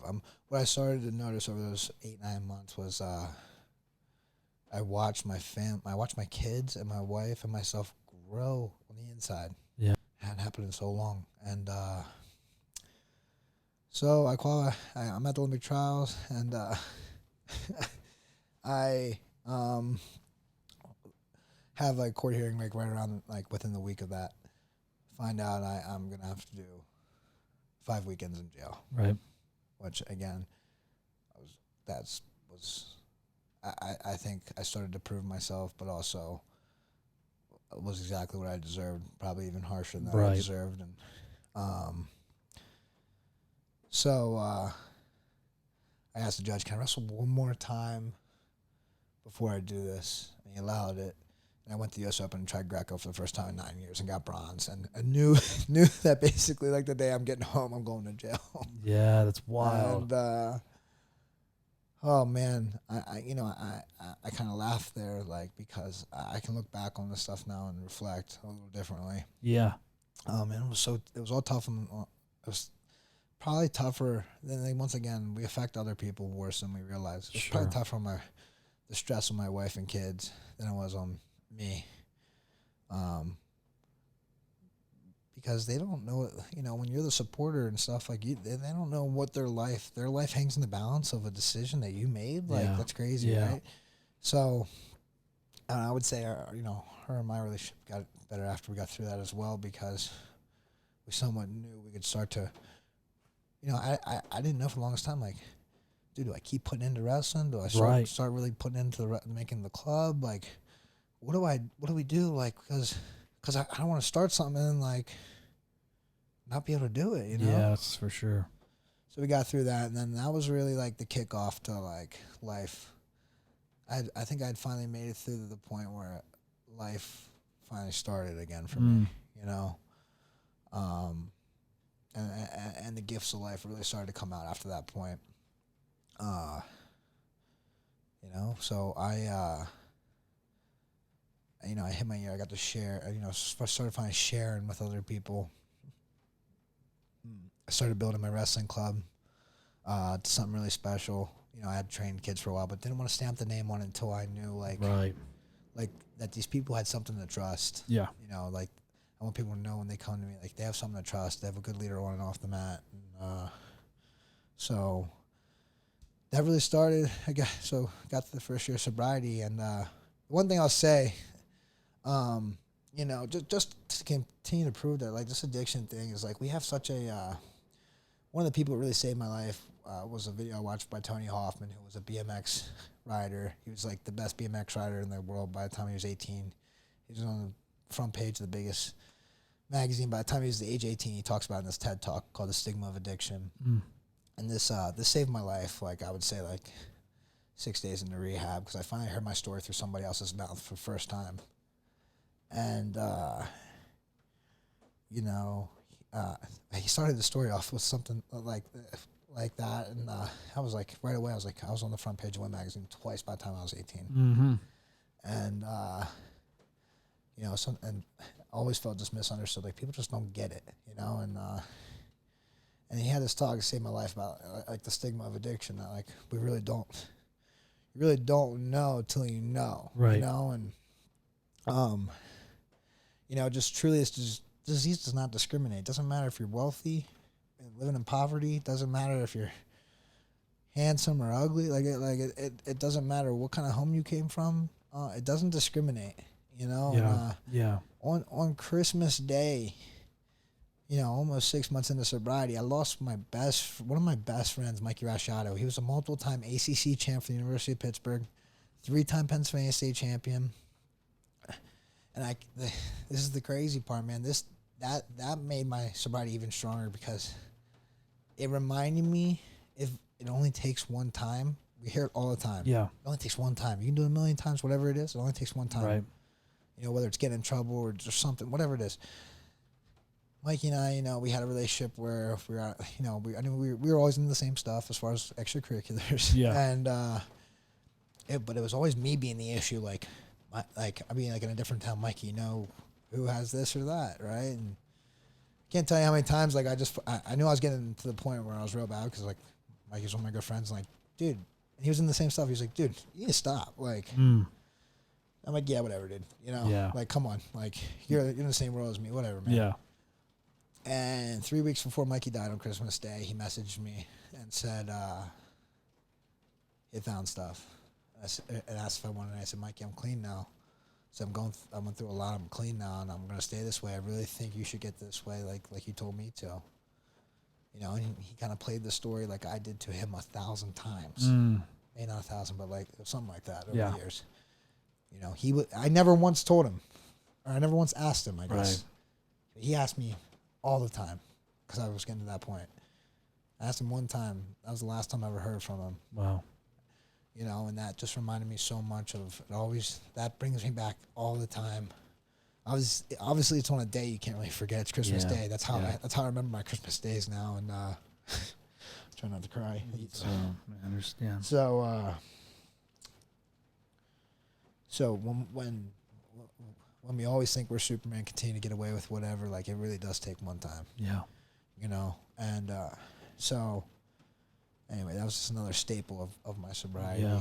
And you know, so do you want me to tell you a little bit about what's going on over the past year? Yeah. Or? I would like to know if did wrestling help you at all when you're fighting through this addiction? Did that the principles of just I don't know. I mean, did it help you that you knew how to face adversity and kind of embrace the suck? I mean, you've been put in positions in wrestling where it's just terrible. Did it feel familiar at all? Did it help at all going through that, or was it just like this new unfamiliar territory to you? I mean, so it's both, and I'm glad we hit along this, and I'm glad we slowed it down and talk about this, because wrestling, for anybody out there, develops characteristics in people that it will not develop in other people. Right. And I would say there's characteristics in wrestling that are not in the MMA, right? If you're a wrestler, you don't miss weight at the UFC. No. You see guys missing weight all the time. Why? Because there's something about wrestling, right? Yep. We're different. Yep. And it teaches you characteristics from a young age. Work ethic, perseverance. Yes, perseverance. Like, not taking no for an answer, but on the right side of things. Right. You know, yeah. I didn't take no for an answer on the wrong side of things for a long time. Yeah. But on the right side of things, you know, and just accountability, like finally being accountable. You know, we think we're accountable. These kids who, and when I say these kids, I was one of them. You know, like we think we're accountable, man. We don't realize how much we weren't. Right. You know, it's like last night. I felt something was wrong when we had to reschedule to the day to do this podcast, because something told me, like, dude, there's a reason why you're cleaning, and it's these principles that we're taught at a young age, and accountability is one of them. Right. You know, so I called you last night, like I truly felt off, because I'm like, I felt unaccountable to something I had told you. Yeah. Right. Yeah, for sure. For the most part, like unless super circumstances, if I say I'm going to do something, I'm going to do it. Yeah. And, you know, accountability, time management, like just, you know, we say there's not enough time in the day to do something. Like, well, for me, when I was getting clean, I'm still working on being clean every day. Like, are you telling me there's not enough time to save your life? Or, or are you telling me there's not enough time to put into your life bank to do something? Yep. Oh, there's time. Yeah. There's time. These kids, like, we have no idea how much time there really is in a day. Right. Right. So, yeah, like the characteristics of wrestling are 100% embedded in me from a young age, and I don't think without them I would have made it through. Now here's the deal. Do I think other people can make it through without them? Sure. Yes, absolutely. But but hopefully there's somebody out there that can help them understand, right? Yeah. You know, help them get around people like them faster. Right. Yeah, I think you're right. I think one thing about wrestling is it does teach us things, and I think, to your point, people that maybe have never wrestled before can get through the addiction, stuff like that, but it takes the same principles. It's going to take time management. It's going to take discipline. It's going to take, you know, endurance and struggle. It's going to take all those things. You don't have to be a wrestler necessarily to apply those to your life, but going through a difficult time in your marriage is going to take those things. Going through a difficult time in your business is going to take those things. And the fact that we have that skill set, I think it's super, super interesting to hear you going through the hardest time of your life saying, I had to go back to the original things. I had to go back to that, what I learned in Wrestling 101, you know, show up, you know, be accountable. Like it's those, that's why I want to do this podcast, because it's the simple things. It's being accountable. It's showing up. It's putting in your best effort that makes you successful in any area of your life. But it starts with, like you said, within yourself. You can lie to everybody else, but you know, the mat's one of those things that has a way of exposing us too. You know, I've got a theory, and I tell everybody that comes in here that I can watch the way you wrestle and almost pretty much know who you are as a human, because it's one of the most vulnerable places we are. Absolutely. It's wrestling is the truest sport of what you do in the dark comes to the light. Yeah, you know, for sure. But No, and I'm glad we're doing this podcast because, like we talked about, that those characteristics, that those things help me get back to life. Yeah, but like it took me the longest time to find people like myself. Yeah. I'm glad I'm doing this because I'm making myself vulnerable and I'm scared to tell you this, but you know, hopefully someone else out there realizes like there are people who have done it That's and right. can do it. I don't know many people. This is the hard part. I don't know many people who can tell me they were addicted to fentanyl. Right. You know, drugs that are killing millions of people, like, and made it back to Olympic trials in 8 months. Crazy. And I don't, and when the world team trials within under 2 years, like I don't know many people, but there's got to be somebody out there, right? Yeah. There's got to be somebody out there because, the sport's been around for a while, man. Right. For sure. You know, and who knows? Like maybe if someone would have shared that with me a little bit earlier. Like when I was going through it, maybe before I wrecked the car, just maybe, probably not because I'm a hardhead, but maybe I would have jumped into it a little bit faster. For sure.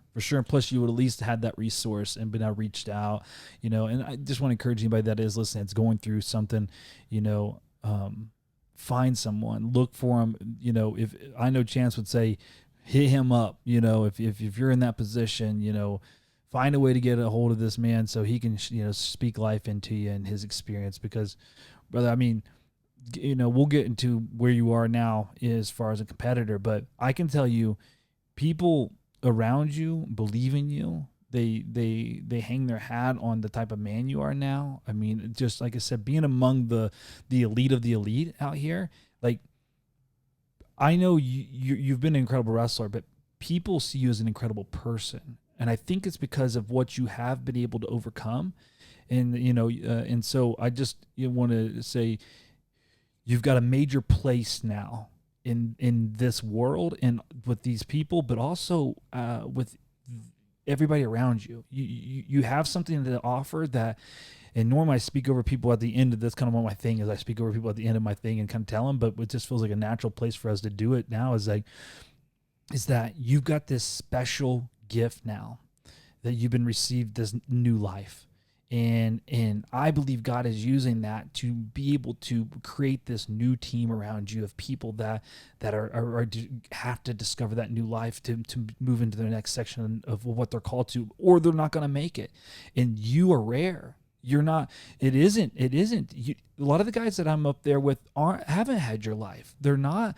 They haven't gone through what you've gone through, so they can't speak to the kid that's struggling in this area, that had the bad background, that's been in addiction. You can. And I whenever I was sitting here, I'm pretty big in my faith, but God had put the character of Paul in my heart about you. That the man thought he had everything figured out. And he was going his way and literally on his way to persecute and kill and do his thing, right? And so, but God wanted him for something different. And the man thought he could see, he thought he had vision for his life, thought he was doing all this thing right, and then he becomes blind. And he's stuck there with his own thoughts, knowing that he's the problem. And then the scales come off of his eyes and he sees the world and life again for the first time. And now, instead of being the persecutor, he's getting persecuted, you know, by everything. But yet he works himself back in, writes 2/3 of the New Testament, leads the new church into this new place of life. And dude, I think that's you. I think that's your character. I think that's who you are. And man, I appreciate that. And I just hope that you know the power and the place that you have on this planet. I just really appreciate you for that, man. No, thank you so much. I got kind of chills. Like, you know, we talked about why I was me missing the podcast last night. Yeah. And I was in Bible study, and you know, we were talking about Paul a little bit. And Oh, really? And but they were asking, like, do we know what some of our spiritual gifts are? Mm. You know. You could ask when I was a kid. I'm like, it's probably wrestling. It's gotta be wrestling, right? And I truly, over the past 2 years, have realized like 100% that no, wrestling was just a platform God gave me to help others in what I've struggled with. That's good. And I've always told people this and I think I'll say it to the day I die. Like, I'm a way better coach than I am a wrestler. I think I can kind of wrestle. I think I can really coach. Wow, that's good. And why though is because like it's. I think that's one of the gifts is to help others, and it's just kind of been enhanced by all the things that went wrong in my life. Sure. To help others even more outside of wrestling, even more off the mat. To try to lead a club of kids who, I want you to be really good on the mat, but I want you to be really good on the mat and really good in school without all the mistakes I made, and to live a long, lasting, happy life, right? So, I just got goosebumps because thank you for sharing that with me. Yeah, man. It just, like I said, normally I close the podcast like that, but I was like, I just got to tell this dude because I was, I'm always praying during these things and just in asking Lord to give me the word. And it was like, this man's Paul, and Right. so I'm excited for it. And being excited, and like we can move into this next thing. The last couple years, obviously you had been in sobriety, but also like your wrestling has like gone to the next level. I mean, we got to talk about, the last year of all these things that's kind of come to fruition. I mean, obviously the match with Jordan, we had to get into that as well. But take me back. Tell me what do you how you been feeling for the last, couple years? Yeah. So, we talked about it a little bit, like as I said, I wasn't running back to wrestling because I was rewiring. Yes. And even for that first full year, I felt like I was still rewiring. A little after a year, I lost to Jordan like in a tight match at the World Team Trials, and then I dropped and lost to Rachi right away. I didn't even place, but I was like, dude, I'm doing everything right. Yeah. And I'll get back to the doing everything right in a little bit, but about a story that, but I could just feel. I could feel like it was like my brain rewired, but it was starting to get to my forearms, or it was starting to get to my elbows, and it's my forearms. Now I can feel it in my fingertips. Yeah, that's I'm crazy. starting to get there. You're literally rewiring your body. You're literally becoming a new human. That's insane.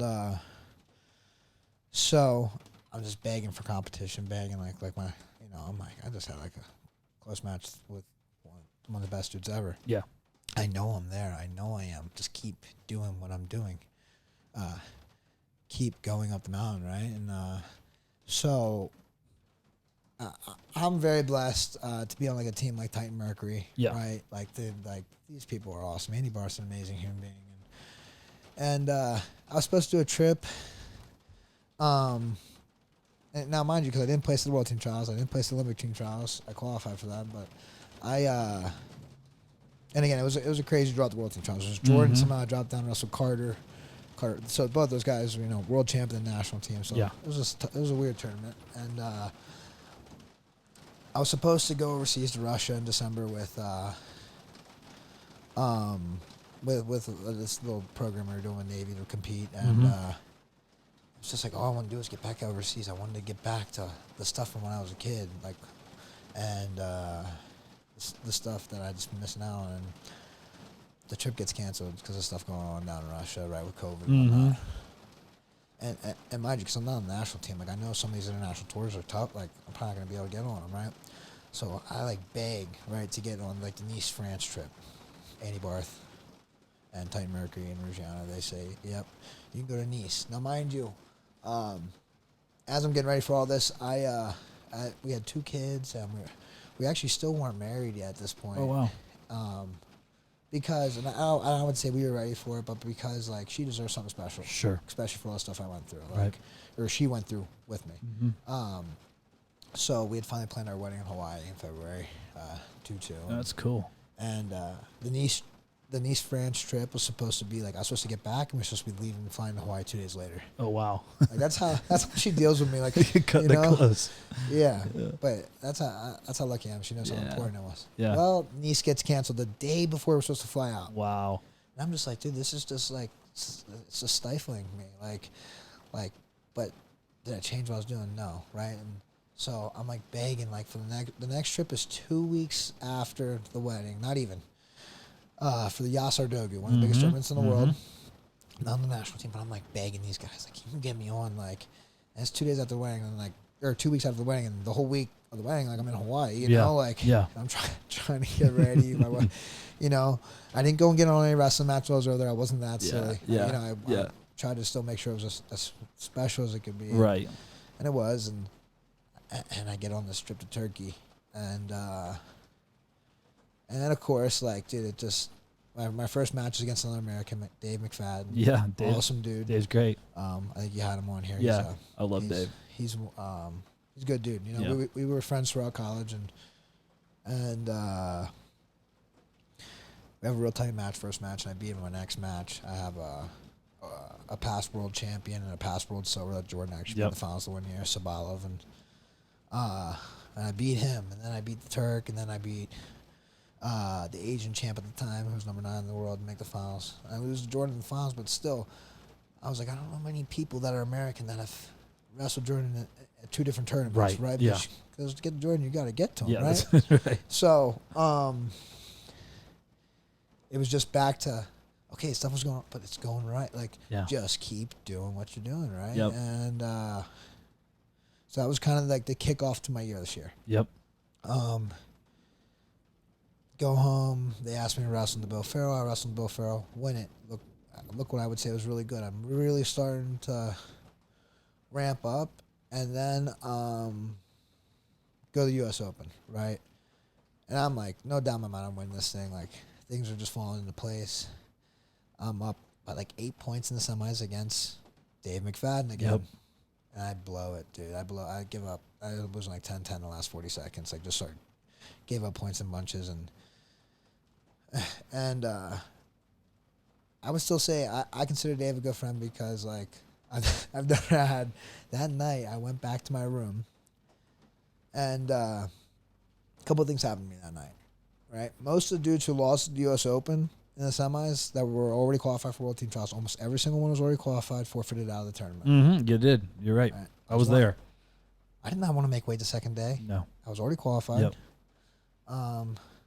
But the life that I live now is, what would I want my kids to do? What would my wife want me to do? What would I want my club? Would I allow another person to do this if I was coaching them? Yeah, that's good. Now, mind you, I knew I was making weight in the morning to wrestle Alex Andrews, number 2, number 3 in the world. I had never beaten, and I was just completely depleted. Like, that was a hard loss. Yeah. I never have actually woken up so many times in the middle of the night, like, and my arms are like flaring. I'm like thinking I'm wrestling, and then like going like, oh no, dude, like it's over. Like, it already happened. You already lost. Yeah.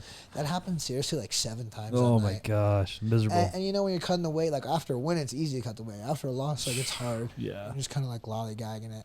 I'm trying not to. It's hard, you know. And I've never had nightmares like that before because why? I was like, Lord, like I'm doing everything right, and things were progressing. It feels different when you're doing the things right. Doesn't it? It does. It really does. You're progressing. You're doing everything right, but you're that close. You know. Yes. Yeah. And I'm just like, what? Why? Like. Yeah. And I didn't sit there and ask why too much, but what carried me through was I'm gonna make weight tomorrow morning. I'm gonna continue to do everything right. I'm gonna keep carrying on up the mountain. That's right. And Frank Molinaro said it best when we were in Belarus a few years ago, and I was an addict at the time still. And I lost a tight match at the time. Ramazanov was like number 2, number 3 in the world at the time, like 9-6, and he lost to a Russian first round too. It was just like, oh, I'm gonna go home. I'm gonna change everything. Yeah. And he's being sarcastic. Yeah. Right? He's like, I lost, so I'm changing everything. He's like, no, I'm gonna go home and I might tweak a couple little things. I'm gonna keep doing what I'm doing. That's right. He's like, we as people like tend to do that stuff. Like if something goes wrong, just completely switch everything up. Yeah. No, like we know what's right. So I'm gonna keep carrying out the mountain. Right? I lost to Deirdre the next morning. It's like the lowest placement I've had all year was the U.S. Open. One of the tournaments that mostly everybody else did well at. Yeah. Yeah. And but that was the one thing that got me through really, like, that was kind of one of the darker times this year as far as competition, was that loss to Dave. Yeah. And, but I got through it. I came through it on the other end, and because I knew what I would expect of somebody else, and accountability, right? Doing the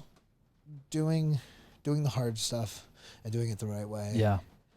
And it allowed me to finally somewhat shake it off leading into trials, right? So we go to World Team Trials, and this bracket, man, like, I have so much respect for everybody in our bracket. Yeah. We, at the World Team Trials, not including if you include Jordan, who was sitting at the final X, there's 7 guys at 79 kilos ranked in the top 20 in the world. Like 4 U.S. guys ranked in the top 10. It's so crazy. Crazy, right? And first match of a guy I never beaten before, Strachey, Mm-hmm. and I beat him. And it had been a long time since since being clean could I wrestle hard throughout the entire match. Yes, but it had been a long time since I wrestled hard through an entire match and been down and had to go get the win. Yeah. It's like a skill set you lose somewhat when you're beating Sure. kids up in high school or Sure. something. Like some of us lose it, we never know how to find it. Again. Right, It took me right. quite a while to find it again.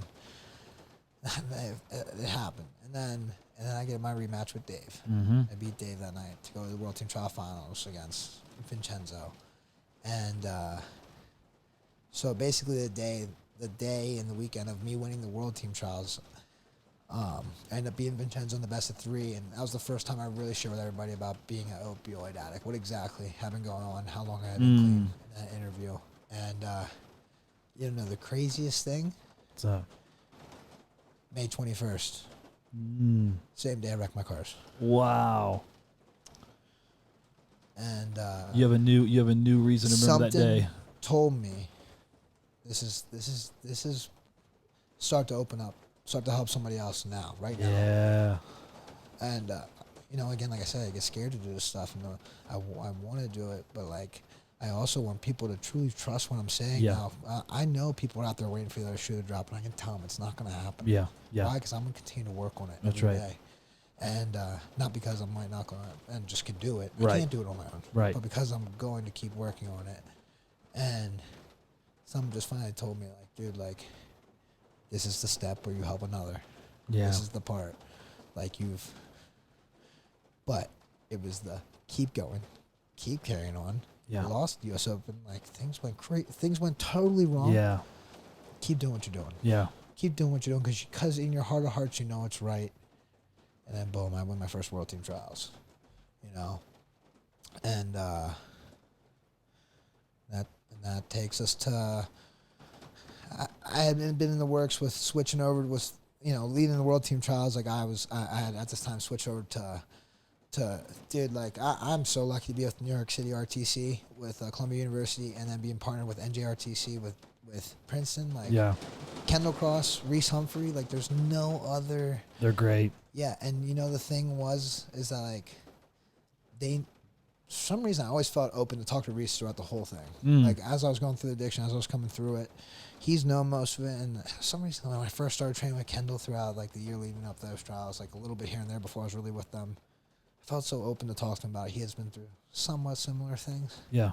And just the energy they bring to me because I think of being transparent and the energy I bring to them. Again, those auras. Yep. Right? Like we give it off to each other. Yeah, you match well. Man, I love being with these guys. And I truly feel like when I win, like they're genuinely happy. Like For sure. Like it's we won kind of thing. Yeah, nobody gets up for a match like those guys. No, like they're polar opposites. Yeah, for oddly sure. enough, but like the amount of energy is like Kendall's real slow, Yep. calm, very technical. Reese is like on fire. it. Yeah, Like- he looks like he's warming up for the match, dude. I've seen him like literally like moving, and I'm like, dude, I love it. I think it's great. So, dude, so that was a really experience winning the trials, and then we come home and can I give a little plug for my club? Yeah, Mind you, please. So this is we're Yeah. getting closer, longer in the sobriety here. Well, now the club's been around my club's been a stellar train, Stellar train. Like finally, they put a label on it and the logo on it, like for a little over a year now, a year and a quarter. And in our first year, finally putting the label on it and stuff, like we had like 40 Pennsylvania State qualifiers, 20 Pennsylvania State place winners. Wow. We have 4 Fargo finalists this year. And I think all that's because of the aura, the energy I bring to the room, and then, but also because I'm not training kids the same way I used to. I'm training them because fully transparent, Right. as much as a high school and middle school kid can handle. Yeah. You know what I mean? As much as their parent can handle. Because don't get me wrong, I'm telling you guys my story right now. And part of being scared of it is like I said about the other shoe dropping is like, I know there's parents out there who will stop taking their kids to me just for me telling you this story. That's the stigma around this. Right. And I'm okay with that because I still know I might lose one kid. I'm going to save somebody else. That's or help, right. That's it.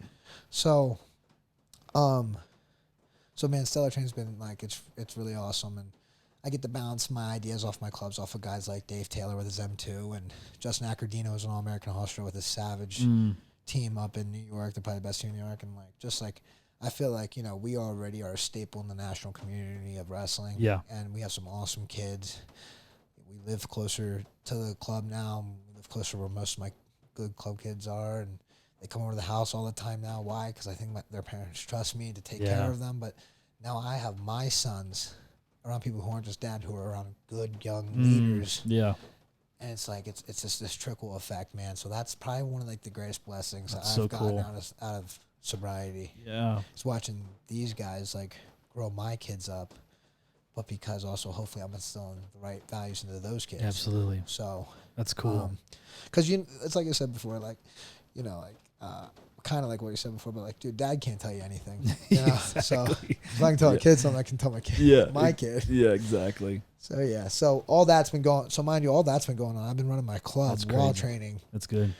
for a while. Right? I was traveling an hour and a half to Navy, hour 10 to my club. I travel an hour 35 now, and a half hour, 35 minutes to my club. I still live in Pennsylvania, even though I travel up to Jersey City or Hoboken and Princeton a couple days a week. So, I just want to. No, that's good. That's probably the biggest part was like kind of become a sobriety too, is like the business end of things, like knowing that I'm more than just a wrestler, knowing that I can help somebody in sobriety, knowing that I'm like I know I'm trying to be the best father and husband I really can be. I really mean it, and I definitely fail at it a lot of days. Sure. But also like I'm trying to be a business owner now. Stuff like that. So these are just gifts that being clean is giving me, and hope, and I know the only way I can keep them is living this life. Yeah. To your life, you said everything's different in time. I mean, 2 years now, it's like your life looks completely different from, you just hit your 2 year mark, and it's like, could you imagine your life being where it is right now? Absolutely not. No. And it's, but again, like I said, like I know the only reason I have it, one is because my tight knit of people who hold me accountable, but also they hold me accountable in sobriety, because like I explained to you how fast I lost most of the material goods in my life. It was a matter of a day, basically. Yeah. A house, cars, kids, wife, like everything. Crazy. In a day.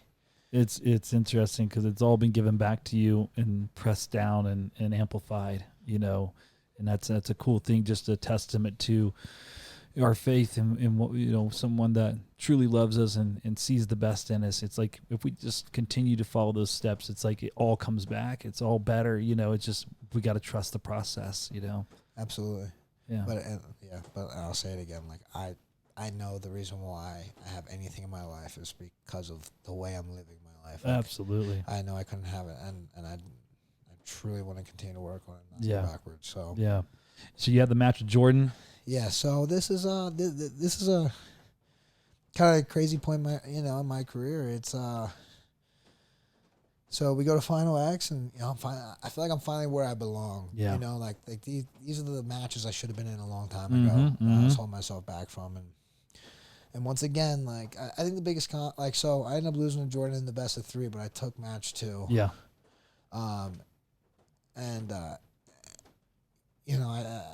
Someone told me I think it's his first loss ever in Madison Square Garden. He's been wrestling there in 10 years in elite matchups. Yeah. So, but I think one of the things that gives you confidence, like when you're tracking things down in your life, I don't know anybody else who's competed against him more times in a year than I have, but why? Because I had to put myself there. Yeah, that's right. Right? Like if you really want a shot at something, like you have to continue to put yourself in those positions. For sure. Like it's not like they're earned, not given. Right. And so man, I lost that best of 3. It's a crazy world when you're ranked top 5 in the world and you can't make the world team. It's wild. It really hurts. Yeah. It really hurts. But as I kind of said, I don't know if I really said it before, but everything is as it should be. Right. And I don't know what's gonna I don't know what's gonna happen next. I just know I need to keep doing what I'm doing because everything is as it should be. Just because something goes a little bit wrong, do I stop going up the mountain? No. Do I stop doing things right? No. Right. So I mean, I think that was kind of going right? I did get my first win against Jordan, right? I did do something most people haven't done, and but man, is it a crazy sport when like I feel like we battled out there. It was a war. It was a war. I was watching it. I was like, I've never watched a match like this. It was very intense. You guys were so physical. You guys' style, it's like an explosion because you guys both are straightforward wrestlers and physical. And you both look like you're in a UFC fight, bleeding, and it was intense to watch. I mean, it had to be intense to be in it for sure. Absolutely. I mean, Matt. He's been doing it for a long time, man. And I think, again, the more I put myself there, the more I figured these situations out. Yeah, that's the one thing nowadays. Like, if you're gonna get something from it, you're gonna have to take it. Yeah, you're gonna have to take it. I'm not giving it to you. And it means something different to you now too. Yeah. But I think the one thing is like we wrestled that hard against each other, but man, like I'm still like I think we're both still very willing to talk to each other outside of sport. That's what some of these young kids don't understand, man. Like this knitted community at the top it's for not everyone, but for the most part it's different, I think that's part of why Jordan's such a great leader. Like he's who he is for a reason, right? Like I think we have a good relationship because of it. Yeah. No, he thinks the world of you. He came through. I met up with him right after that match. He came through and stayed over, and he still had his split in the top of his head, and we were talking about it. He said he had a chance to see, I think, you and your mom or you and some of your family or something like that right afterwards. And he was like, that was cool, and he's like, I really like Chance. Yeah, we're on the other side of the town, like up in New York City, right? From him and I both stayed at the same hotel. Mm-hmm. My wife was staying at a different hotel, like close, like in NYC, a mile's pretty far away. It was like a mile away. Yeah. And I come walking out of the hotel that morning with her from grabbing all her stuff, and I'm like the world is so weird. And I'm like, I walk out, and Jordan's right there. It's with what his he family, said. and I'm with his wife. I'm like, dude, we were in the same hotel over there. Like, what are you doing right here? Yeah. Like, I didn't say that, but he did. He said the same thing. It's kind of an odd, coincidence. Yeah, I'm like the one wrestler I saw the next day is you. Like, I think I think we have a different relationship, man. Like, there's a lot of respect. Like, that's the one thing I really like about wrestling is the respect factor of,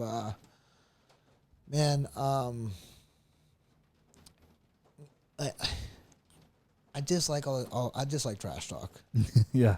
I sometimes do it a little bit, not much. Like, I do it jokingly for the most part, or very dry. Yeah. But I dislike it. Why? Because, like, I do think something of you, and at the end of the day, I hope you think it of me, because you and I both, not just me singularly, is different than 99% of the world. For sure. It's kind of why I get upset with, like, UFC. I know they need it promotionally, but, you got to do their little shtick. But, like, but it gives these kids, like, in the outside world, such a twisted sense of, like, how things really work. Like, we talk about a village, man, to get to where we want. Like, even part of our village sometimes is our opponent. That's right. It's for sure. So, man, I've wrestled Jordan a lot this year. Yeah. And, I've learned a lot from him. And then right after that, that gets close to the timeline we're at now. I went to Tunisia, crazy tournament. I got bronze.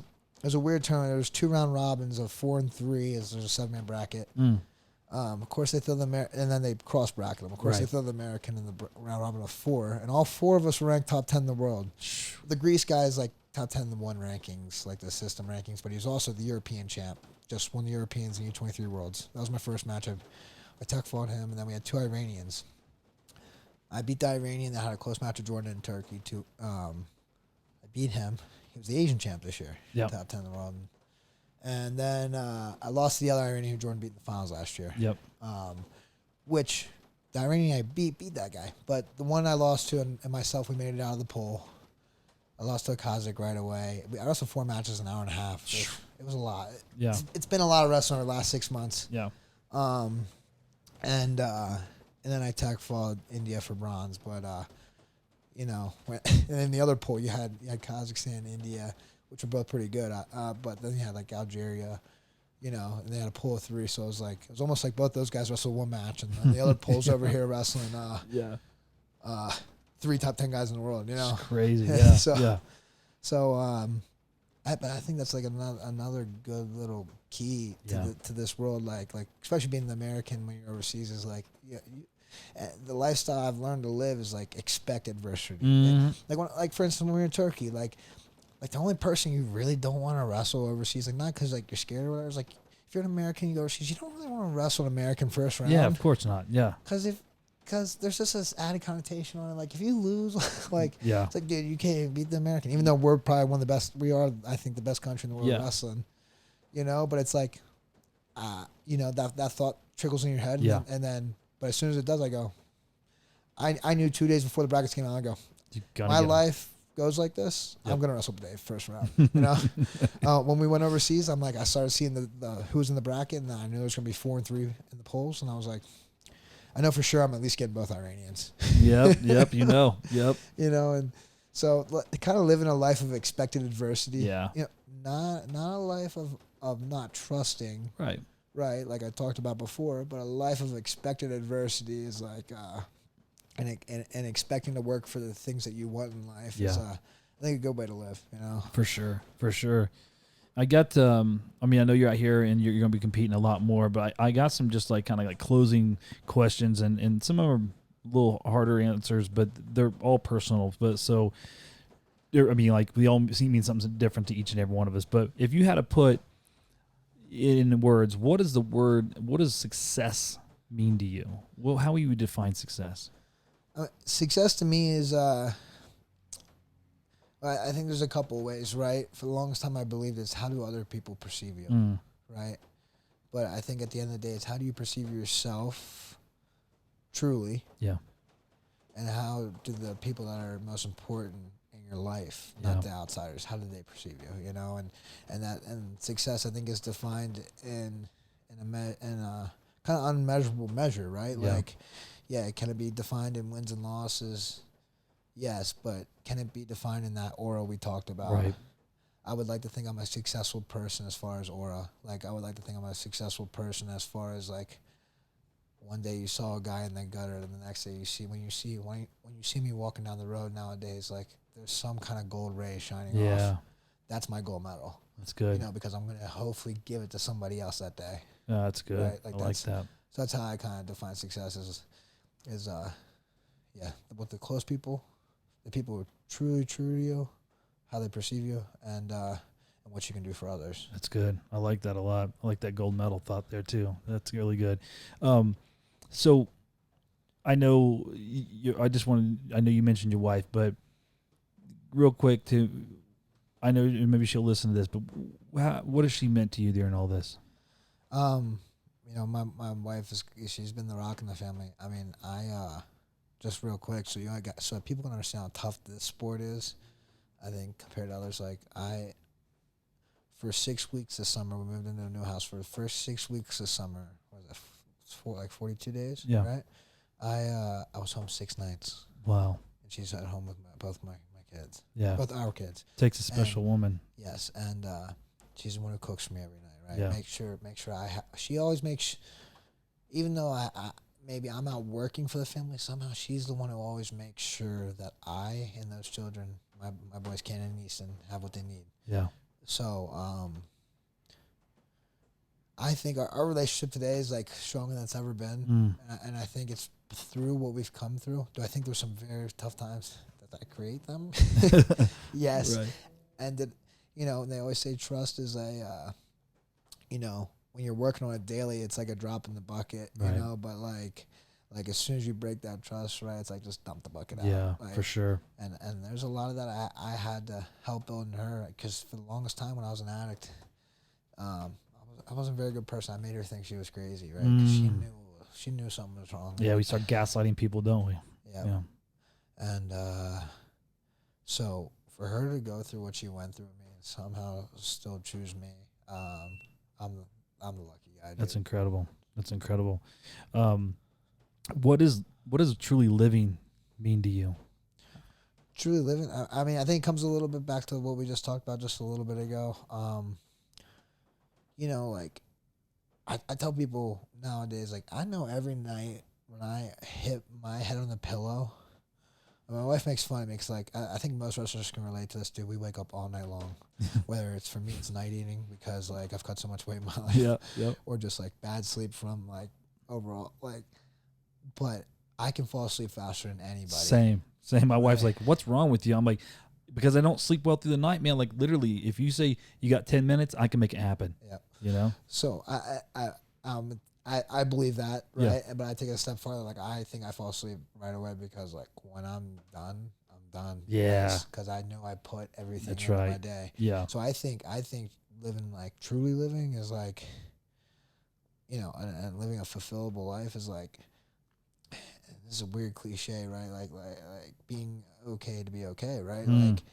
Like I can sit in my skin on a daily basis and realize once again that this life of the present is exactly how it should be Yeah. at this time and moment. Yeah. Do I maybe want it better, or do I want to improve? Yeah. Chase more? Yes, but at this moment, I'm going to do what I'm supposed to do because this is how it's supposed to be. Yeah. You know, and that's a big lifestyle change as compared to a long time ago. I used to, and people probably have heard these terms before, but like I used to think so much about what I did wrong the day before, the weeks before, that all I could think about is how I was going to screw up my future, and I was never putting it into to today. You know, people say sometimes, you know, you got one leg in the past, one leg in the future, so Right. you're shitting on today. Yeah. Excuse my For English. sure. No, for sure. But you know, so I lived like that for a long time. So truly living like is to me just. I'm not perfect. I'm gonna make so many mistakes every day. I make mistakes for my kids every day. I make mistakes all the time, every day. Right. Not on purpose, but because I'm trying, Yeah. and that's how I'm learning. But they're honest mistakes, and at the end of the day, but at the end of the day, always knowing that I gave 100, 110 of whatever I did, not just at wrestling and Yeah. everything. Yeah. Like, dude, like you walk past a piece of trash, like, did you pick it up or not pick it up? Yep. When 50 other people walked by it, yeah, I did. Why? Because it was the right thing to do. That's right. You know, and that kind of mentality is what I think truly living is, and That's why I good. can hit my head on the pillow at the end of the night. I like that. I like that a lot. Last question. It could be a fighter. It could be a wrestler. It could be a coach. It could be someone that used the principles of one of those disciplines to start a business or be successful in their marriage or whatever.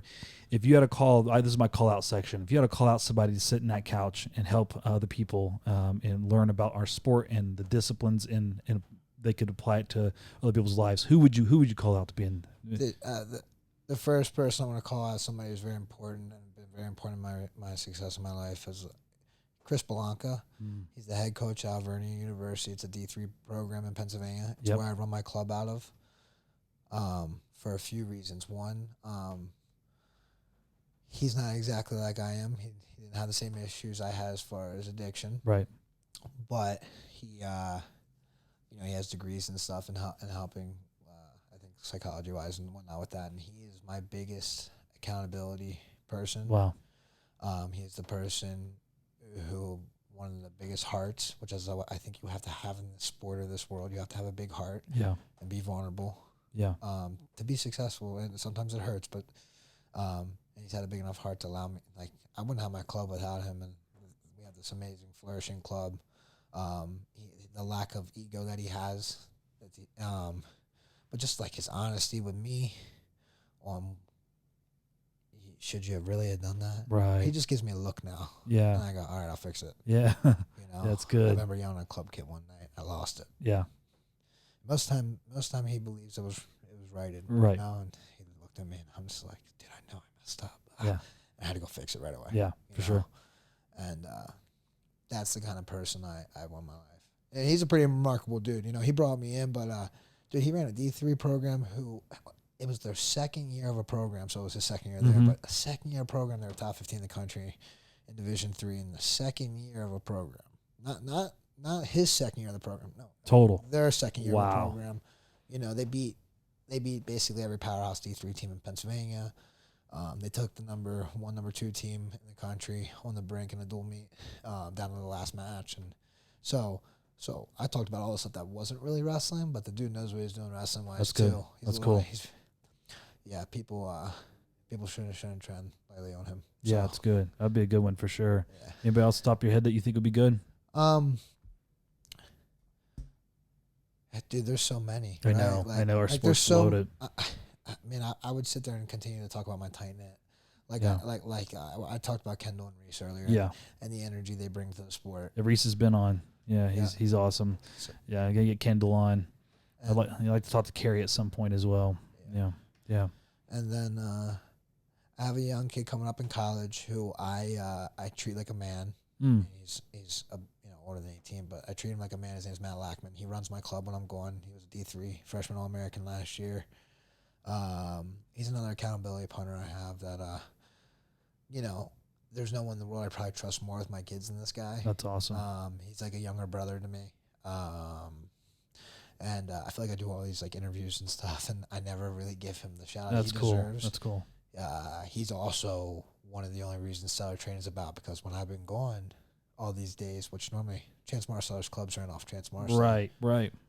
But he lets his training take a toll to run our club. Wow. He's a very special kid, That's cool. a young man. Yeah, for sure. Yeah, For so sure. and I expect him to win a D3 national title in the next 3 years. So That's awesome. He'll be ready for it, and Good. special guy. Awesome. Well, where people can get a hold of you? I mean, where can people reach out? Are you still doing like clubs and camps and stuff like that? If people want to get a hold of you, or how, Yeah, so they like if they know somebody, you can text me or just Instagram, Facebook. all under your name? Yeah, under my name. Like there is a Facebook page under Stellar Train. Yep. I answer both. Obviously, my Okay. Instagram's just my name. I'm pretty good about responding to things. I went on a crazy clinic bender right after Tunisia because I hadn't ran clinics all summer like I normally do. I was like, it was crazy. I went to Phoenix. This is like a 10-day time span. I went to Phoenix from Pennsylvania, got back like midnight, woke up at 4 a.m., drove out to Long Island, like 4 hours from my house, got back, went out to South Dakota, got back, went out to Binghamton, got back, went out to Oregon and Washington. Oh my got gosh. back. Finally got to spend like a couple days at home and then came here for this last week. Wow. Yeah, you have been going So hard. I was hustling, so it's time to focus really on Sure. the Stellar Train kids, but there's always time for clinics and camps if Yeah. anyone's ever willing to reach out. I love traveling. Yeah. Love Are you getting- speaking anywhere? Are you taking your So- story anywhere yet? I would like to. Yeah. There's obviously still some more ins and outs of the story that I think will get better with Oh time. yeah, for sure. Again, I know people are waiting for the other shoe to drop, but I would like to share everything like when I'm at least 5 years clean, so that people know this is for real. It really holds weight. That's good. And I think one of my goals in life is a TED Talk saved me. So I Nice. would love to talk on a TED Yeah. Talk. That'd be good. Sometime in between the 5 years and decade in sobriety. God willing. I've spoken at rehabs and stuff, but I'm always willing to share my story with anybody who's willing to listen. That's good. That's good. Well, reach out to this guy, man. Obviously, you've heard over the last couple hours here that he's got a story to tell, and it's powerful, and it's changed his life, his wrestling, his marriage, his being a father.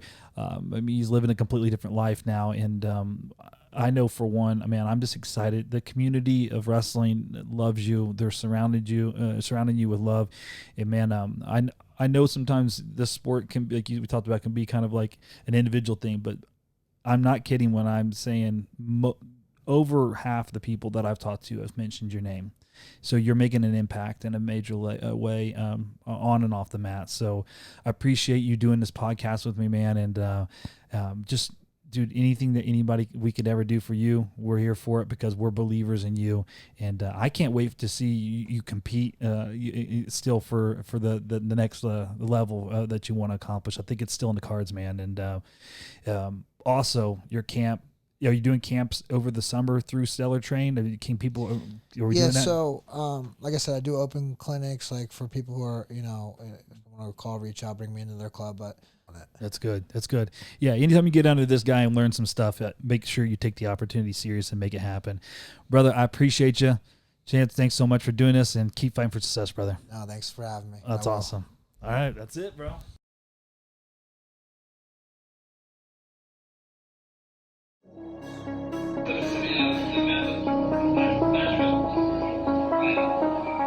All my life.